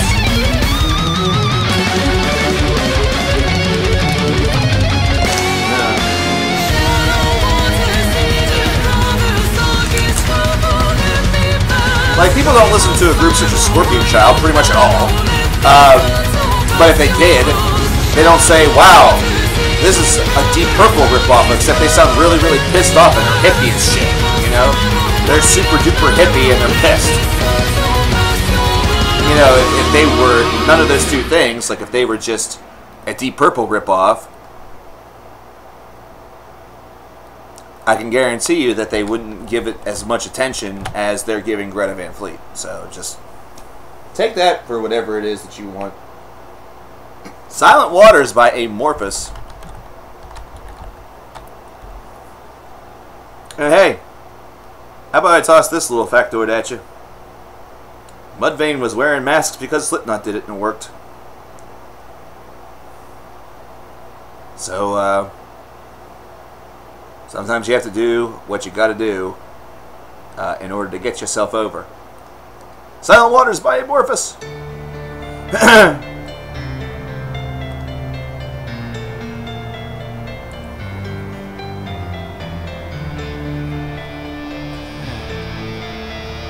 Well, Daniel, we definitely need a shake-up, and we need a shake-up from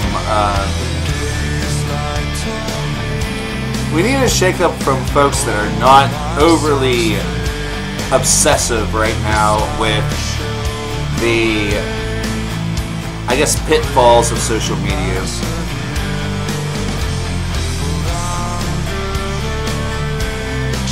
I would love to see bands, and here's the thing, it might not even sell. That's the other problem. The other problem right now is that I believe, honestly, that we need a new, strong rock label. A label that gains the reputation of being the place to go. Like, you know how,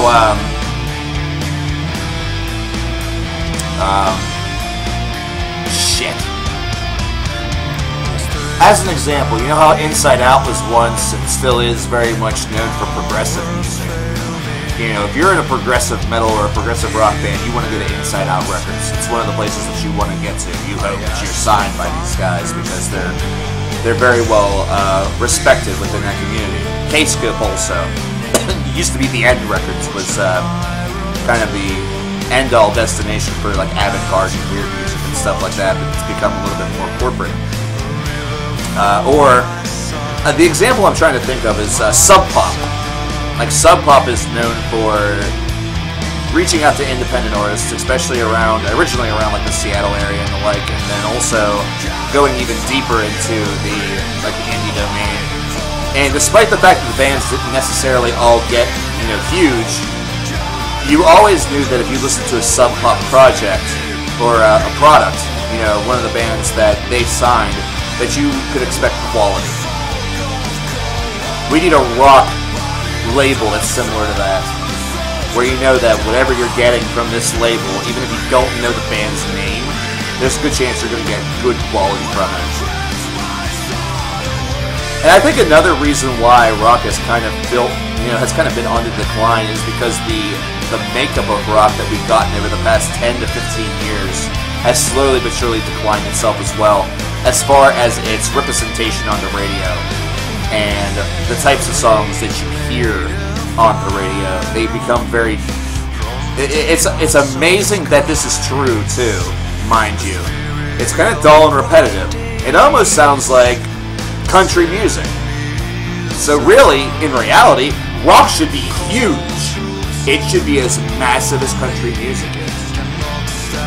But apparently what the problem is that country music fans are A-okay with repetitious music that all sounds the same. The rock fans, we have a little bit of higher expectations. There's some different things that we want. Maybe the problem actually is that a lot of country music fans don't really give a shit if the stuff doesn't sound like Johnny Cash or Waylon Jennings. They're just happy it's country music.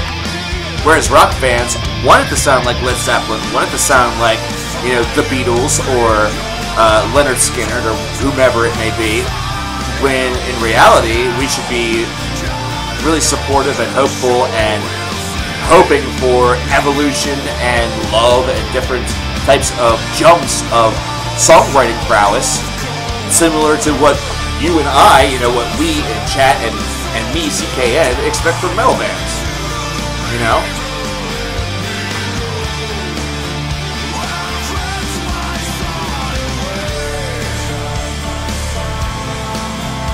So, I don't know. There's some really weird things about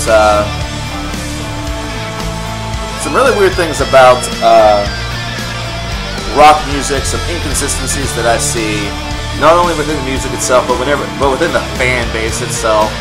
And another thing that you can definitely label as a problem right now is that rock music for this generation, aside from those who went the direction of perhaps the emo or the post-hardcore sounds, you know, the My Chemical Romances and Fall Out Boys, yeah, they're within the rock umbrella. I know you hate to say it, but it's true.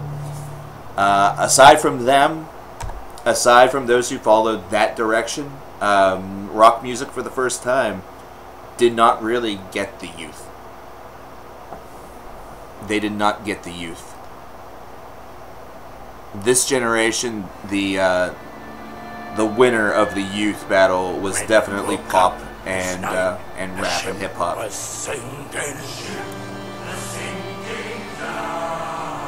The lifeboat is wrecked and the ship is sinking.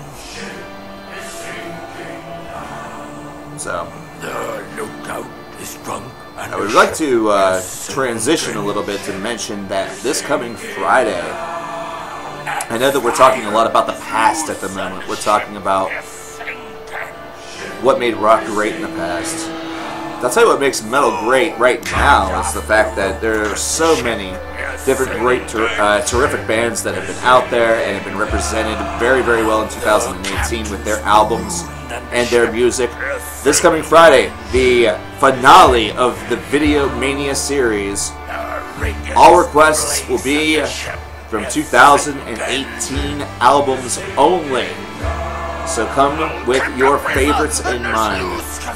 Come with your favorites in mind. We are going to celebrate the year 2018 before we get into end of the year lists and the like.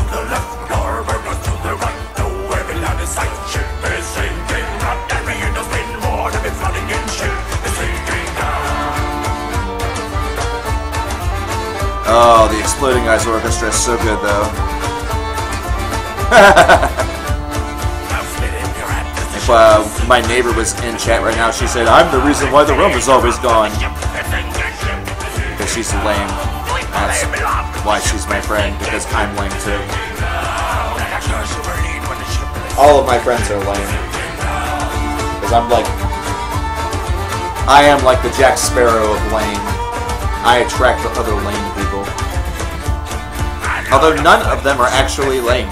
Like, they can all walk just fine. If one of them could, I'd still, accept them. Embrace their lameness. I wouldn't. It'd be awful rude not to. I enjoy all types.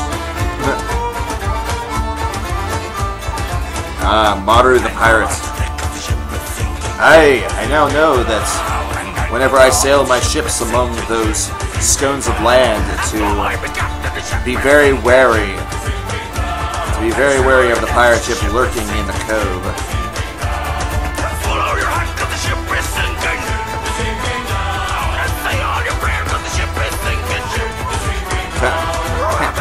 You guys are all lucky you live on like coastlines or different cool aspects of land. I like it. I live in a town. We have people, a small stream that always fucking floods, like a lot. Holy crap. That's about it.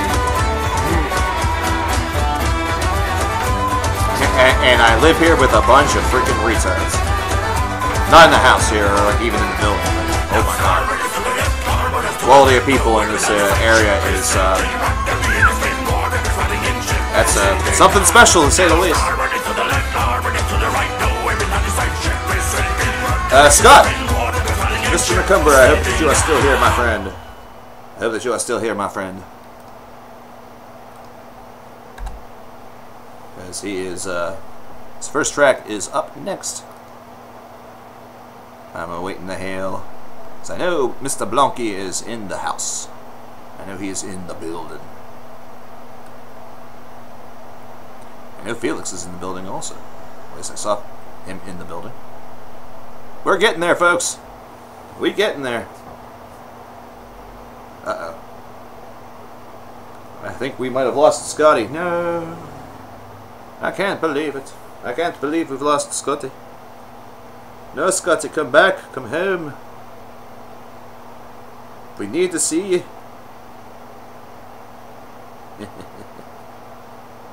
That's a horrible accent, by the way. 5:43. Hey. Okay. Well, we'll see if Scotty returns.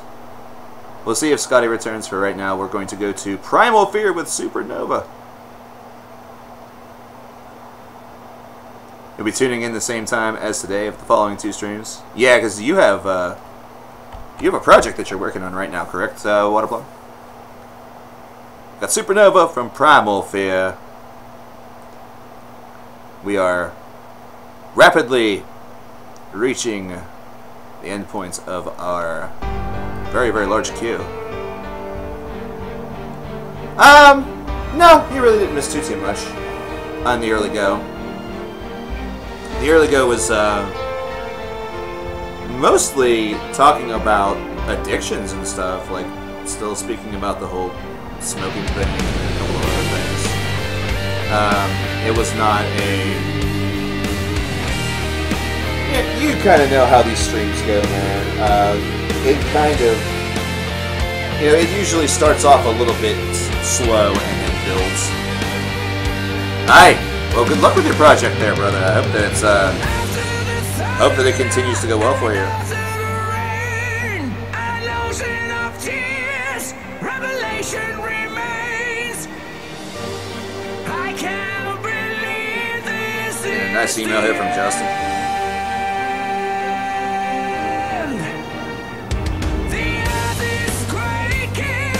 Hey! Very nice. Justin, you brought up in your email something that I wanted to mention, but it completely slipped my mind. For the series of choice, man, I will completely and totally allow it if you want to bring back an old series that has since, like, been put to death. You know, like the What If series. If you wanted to do that, that's totally 100% cool. You know, we are already unearthing the Now, you know, the Now series, so you don't have to worry about that. But 5 recent releases is another example of a series that could be resurrected from the dead. Yeah, so anything that you see on the channel there that you haven't seen a video from for a long time and you really like to see that series come back, yeah, it's totally allowed. And yeah, the Mantle was hugely appreciated last week whenever it was played, dude. I myself made a lot of realizations while listening to that disc. Of course, serious talk always happens on the stream typically, but it seems to happen even more so whenever you have the perfect backdrop for it as well, and the Mantle is just that. It is the perfect backdrop for some serious conversation. Oh, Andy's a wonderful dude, man. No, I haven't seen Celtic Girl at all today. And again, I can only apologize, and that's all that I can really do. Because like I said, I can't see and react to everything like that, especially if I happen to be, you know, I'm not always focused 100% on chat. I am not always 100% focused on chat. You know, one of the things is, you know, I've been on streams that I have spoken in for hours at a time and never got recognized once by the streamer himself or herself. And, you know, it kind of stinks, but it's, I don't blame them for that. I do feel bad that maybe she had taken it so personally that I didn't get the opportunity to say hello to her. I do feel very bad about that, but in the end it's her choice as to whether or not she decides that she wishes to return or not, and either way, whether she decides to or if she does not, then I just wish her the best in life, man, you know? I just hope that her life continues to be filled with happiness, because she seemed like a very happy person.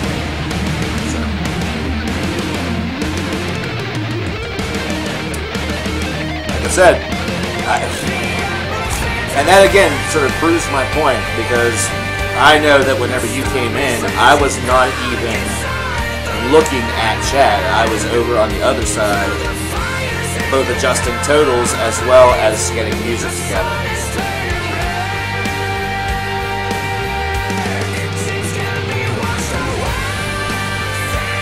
So that's just the reality of it right there. Yeah, there was a message sent over on the Discord side.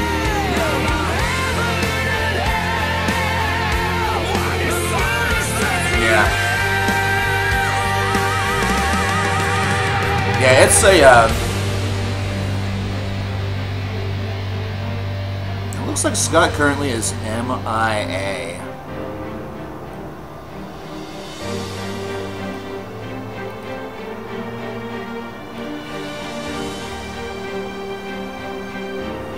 Looks like Scott is currently MIA, so we're going to move on to, actually, we have, Justin. We have some more Agaluk coming. Veils Beyond Dimension. This right here is off of the Serpent and the Sphere. So this is going off of more recent Agaluk. We've been spending a lot of time talking about the past of Agaluk, especially from Pale Folklore to Ashes Against the Grain. But there are 2 tracks that followed, or 2 albums rather,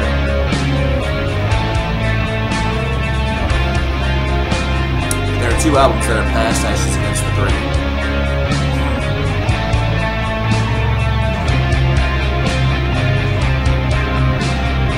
Yeah, one of the parts that, like one of the responsibilities of the chat is the community building aspect as well. I think in 2019 what I'm going to have to do is I'm going to have to assign a new moderator. Because I do see that the mods are in here kind of sporadically. And I think I definitely need a mod for at least like the earlier portions of the stream. Or the times whenever like someone like Andy or Mr. Lurk and Lurch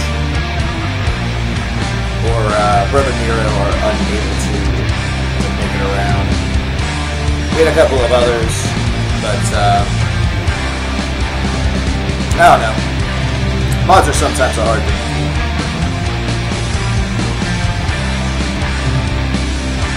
Is it a burden?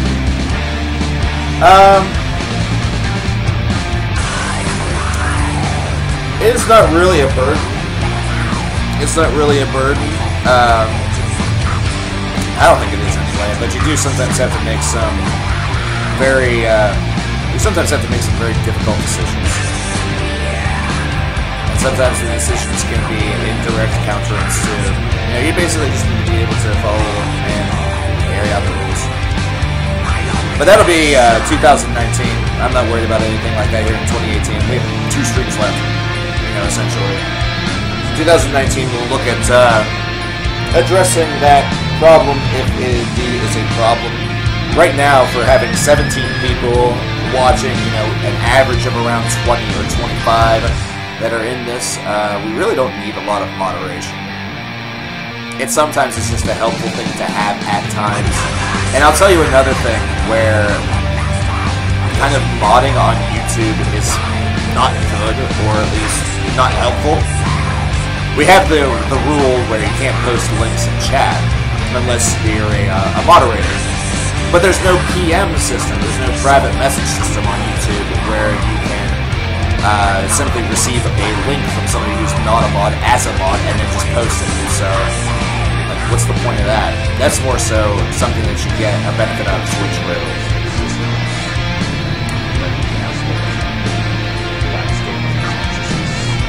But yeah, Paragon Collapse, definitely something that you can check out and listen to. Wonderful, wonderful band. Keeping an eye out for Scott to see if he's maybe able to return. I didn't see any indication that he had to depart. That's the one thing about it that kind of bugged me.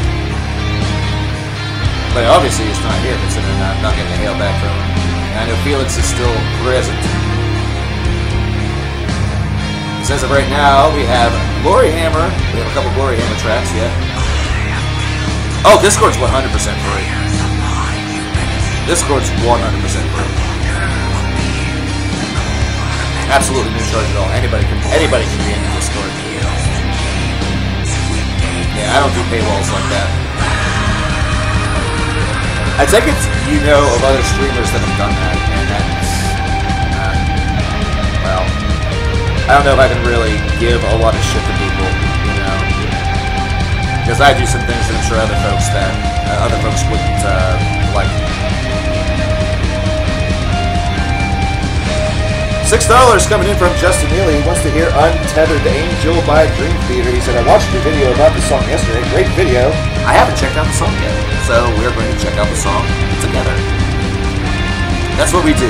We hold hands and check things out together, my friend.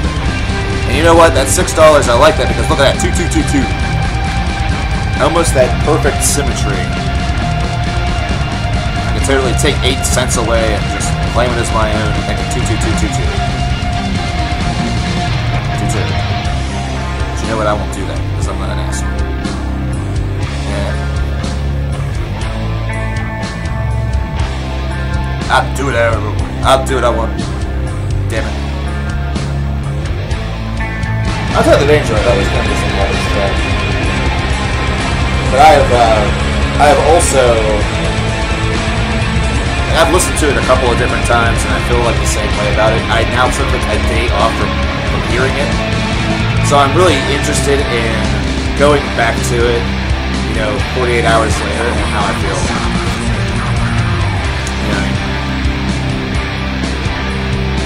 Yeah, like, it's certainly going to be one where Distance Over Time needs to be released for us to know exactly what we're getting at, because Untethered Angel is the first cut on the album. What's the second track sound like? You know? What does it flow into? If Untethered Angel does one thing right, it could be maybe not being the best of openers, but it could be a great bridge to an amazing second track, for example. You know? Or it could make a second track look better by what's around it. Or, again, like I said, the whole thing could just act as a bridge. And sometimes you can have a great bridge, and that does a lot of good. Like, I freely ignore you, Maru. Now you tell me. No, I'm kidding. It's hard to ignore you, Maru. You're too interesting to ignore. You are far too interesting to ignore.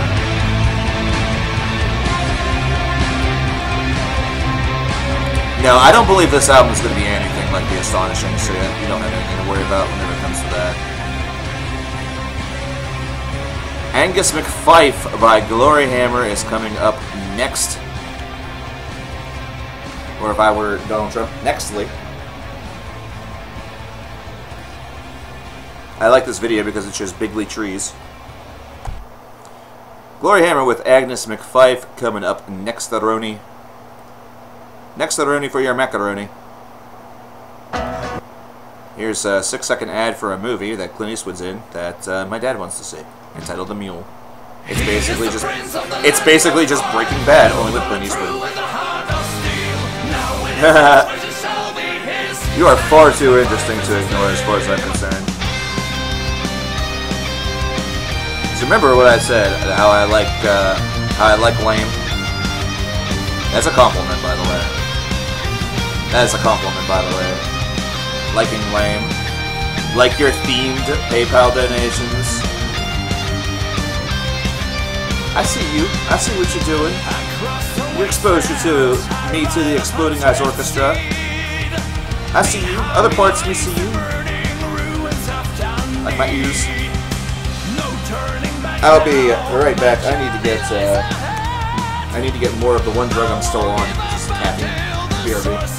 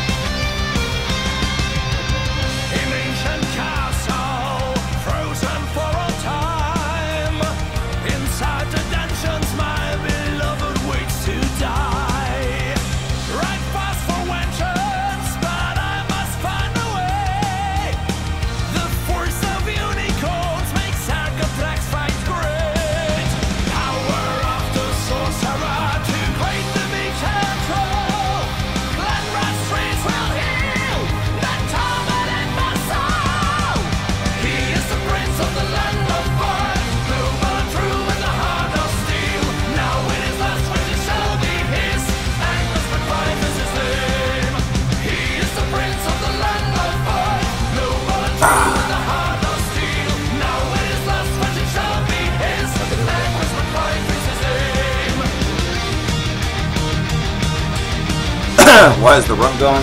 I don't know. Because we drank it. Or we used it to, like, fill up our gas tank. We don't know how rum works. Not truthfully. I know that I don't.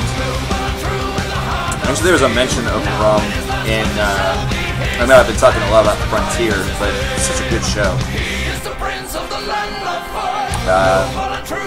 Very last episode, there's the mention of it in the fact that it's essentially made by sugar, or, you know, through sugar. Yeah, it's a very, very sweet, almost. My Pacifica hybrid automatically switches from electric to gas. Well, Kind of my like how I switch from hybrid mom to tells supermom. your hybrid to shut the fuck up. I don't really care. The Unicorn Invasion of Dundee by Glory Hammer is up next. Again, requested from Waterblanc. Liberty Mutual. Going from, my hybrid told me that the Statue of Liberty is naked whenever it...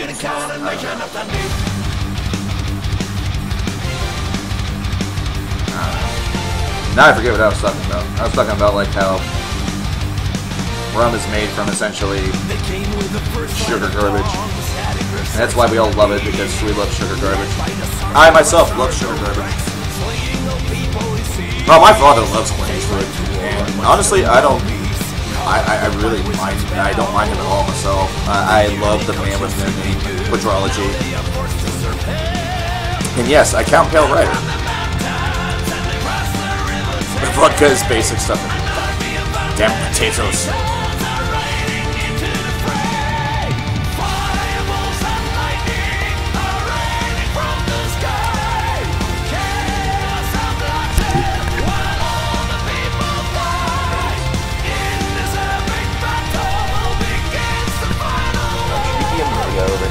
Oh, she just woke up.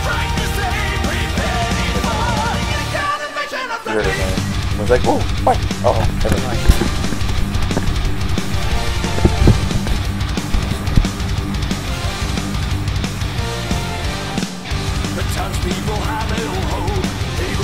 When did the New Frontier season start? It's already been posted, Dawson. It's over on Netflix right now. Unless, I guess, if you're in Canada. I guess if you're in Canada, they are legitimately showing it on television throughout December. I saw some weird dates on the Wikipedia page.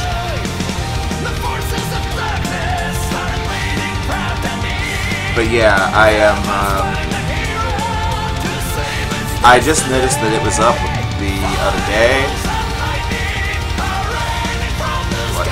What's that pose that you always do? It's like you're doing a scream, but you're actually trying to show them, look, I painted my nails. Like, I painted my nails. Ah!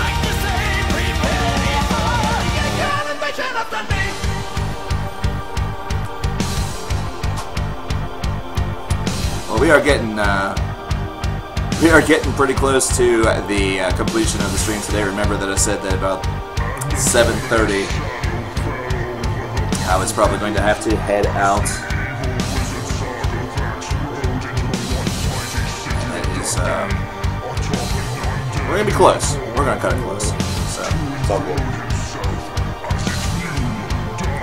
Thanks to everybody who has come out and has hung out today and has just been kind of having a blast with us, talking about a lot of different things. Especially whenever it comes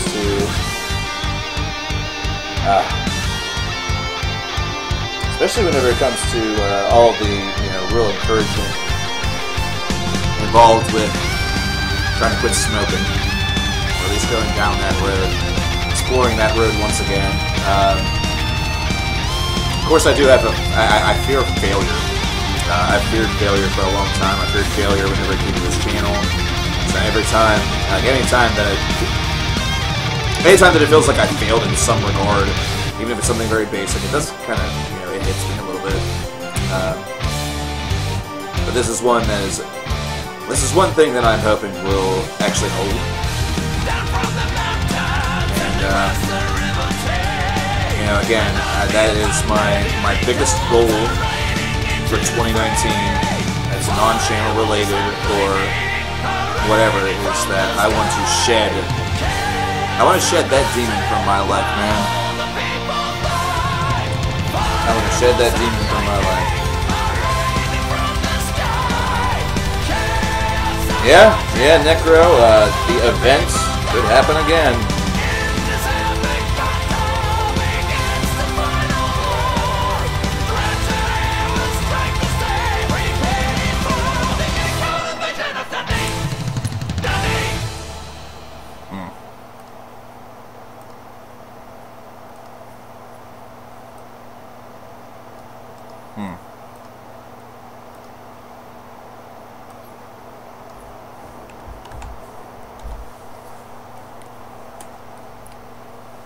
Wonder why unicorns want Dundee so bad.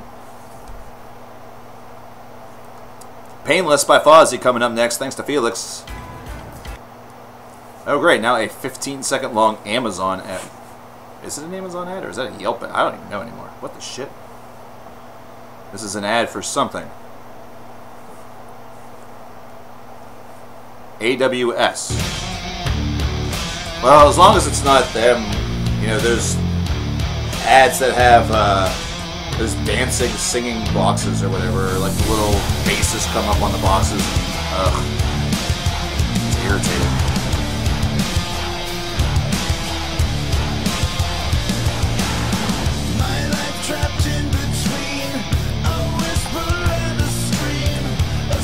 Right now am gonna put Scott's tracks in a queue for the next stream. Because like I said, I don't think that he will be returning. Doesn't look like it, or we may not make it back in time because we have only I think 2 tracks left. Yeah, we have only 2 tracks left. We have Guillotine by Cataclysm, and then we have Untethered Angel by Dream Theater. What is the worst part about your Predicament project? And Judas was pretty good. It's a pretty decent album, I gotta say. First time I've not covered Fozzie directly. It facilitates your own luncheon dinner. I mean, they're not catering or anything for it. They're not giving you any sort of benefit that way. That sucks. I figured something like that they would. What's the oil do? It's a the CBD oil is for pain. Of course, I have bad knees. I have the benign tumors, the benign cysts, should I say, in the back of both of my knees and bad back. So of course, previously I used to take painkillers for it. So I'm not sick as anymore. CBD oil does the job.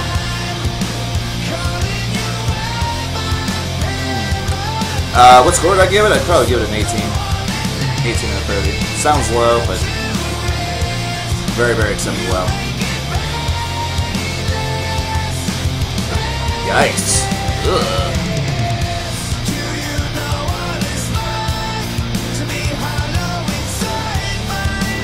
Yeah, unfortunately I do. There are benign cysts in the back part of my kneecaps. Yep. Yeah. The only thing about this stuff is that it is a little pricey. And right here in town, one of the things that has happened in town is that they've opened up a medical marijuana spot. Very, very professional one, mind you. One where like you literally go in there and you're not just like a stoner that's going in there looking to get high, going down to the weed shop, going down to the weed store. Instead, they want to tailor-make something that is perfect for whatever condition that you have, whatever medical ailment that you will be using the product for. Running it like a legitimate business as opposed to just legal drug dealers. But the thing is that you have to have a valid prescription and all that stuff, and CBD oil and stuff. And that's more of a sample. That's more of a something that was sure to try outside of that. So, over that stuff online. Up next, our penultimate song. We have some Cataclysm for your ear holes. We have Guillotine.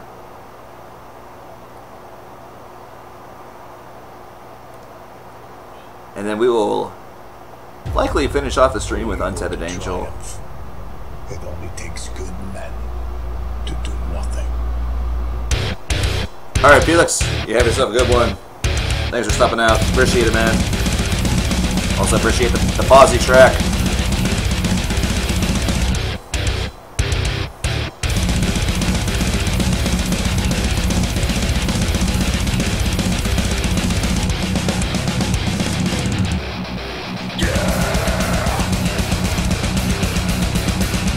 Yeah, it's going to be about time for me to scoot as well. Like I said, I only have about, till roughly about 7:30, and then I have places I gotta be and things I gotta do. My folks just had their part of their home redecorated. Well, not redecorated, but they installed some new flooring and carpeting and all this other stuff. I guess they're looking to celebrate the conclusion of the project, so they want for me to swing by. Hi, Blazy. What's going on, girl? Come see me. Where do you want to go out? What do you want to do? Why don't you come see the people before we go tonight?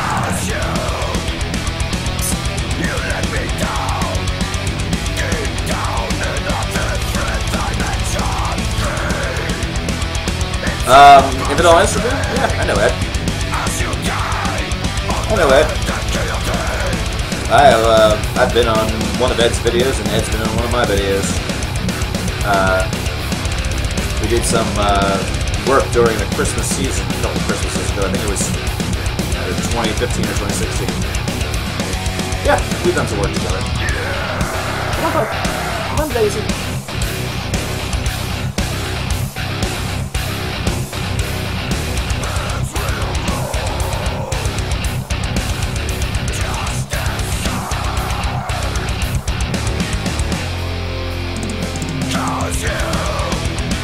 I know you're not afraid to jump.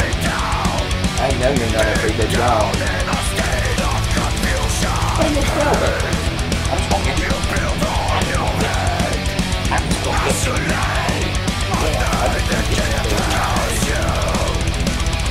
It's crazy, everybody.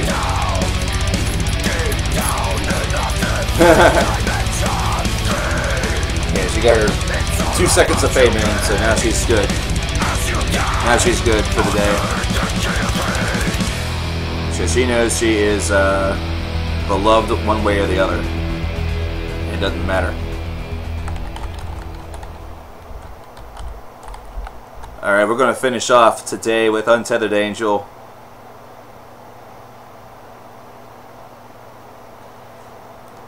If you haven't watched the video yet, with the reaction to both the album and the song, definitely do your due diligence and check that out. And then we will be out of here for the night. Okay, Queen Blaze, I'll let you out. I'll let you out. Come on. Come on. What? Call for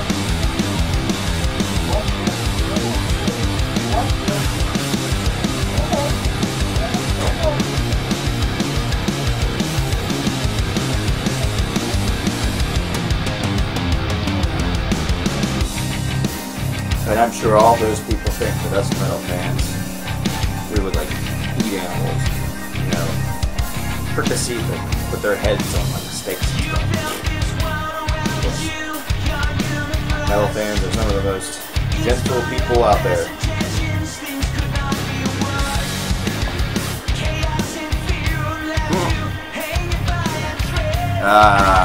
Blaze is gonna rule the household? You're probably right. When are we gonna play Evil Toad's requests? Whenever we're here. Whenever he's here. He said that Friday he may have quite a bit. Or he might have the list ready on Friday. So we might have quite a bit from Evil Toad on Friday.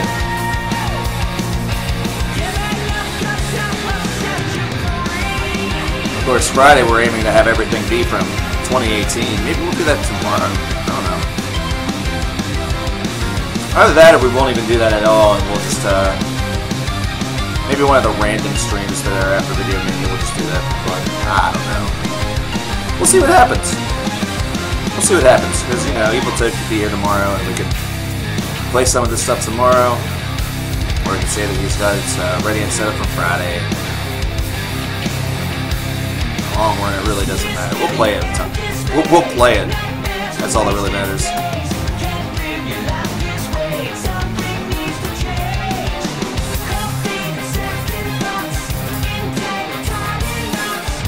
Heard the new As I Lay Dying? I have. It's meh. It's alright. See, this part right here of the song I actually really like. I actually really like this part. Even though it's something that we've heard before, this is just really well done. And again, one of the things that I do enjoy about this song is its solo. Its solo feels very much like it's wrapped up in Train of Thought. There's a little reference in there to Metropolis 2, and then you're mostly looking at like a dramatic turn of events or self-titled.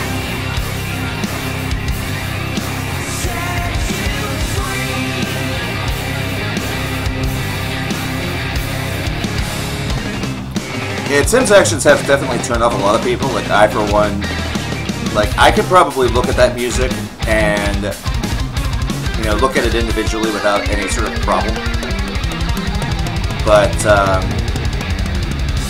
personally speaking, I really am not yet prepared to give the dude any sort of support or airtime. I'll be honest with you. And I know that he said things like, you know, that is the biggest mistake I ever made in my life, blah, blah, blah, you know, give me a chance. I understand that he was in jail and that was punishment, but one of the punishments that I can deliver is refusing to cover them.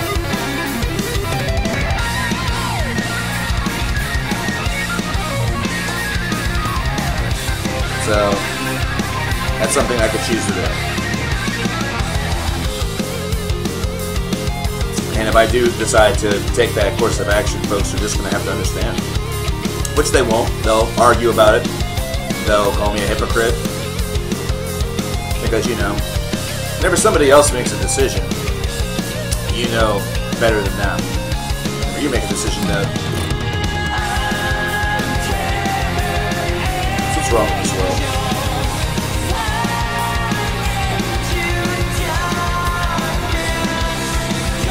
Yeah. We know. See, that's the thing. We know in advance. Just by looking at a kitten or just by looking at a new cat or something like that, we know who the real leader of the household is going to be.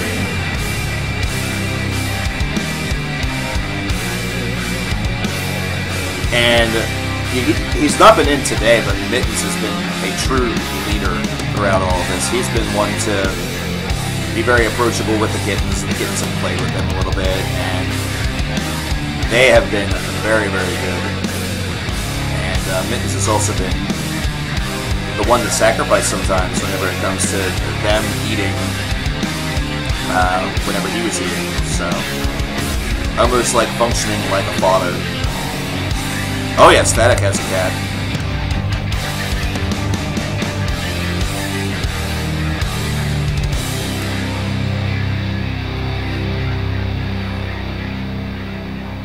There you go, ladies and gentlemen. Untethered Angel by Dream Theater. Like I said, it's a very average song. They do some things fairly well, but there are also some flaws. That's going to do it. I didn't realize kind of how quickly we were coming up to the end of that track, or else I would have had something else planned, but I don't. So what I will say to you all is thank you once again for coming out today. We will see you tomorrow, roughly around the same time, 3:30, or between 3:30 and 4 p.m. Eastern Time. And I will see you then. Thanks again. Take care. Bye-bye.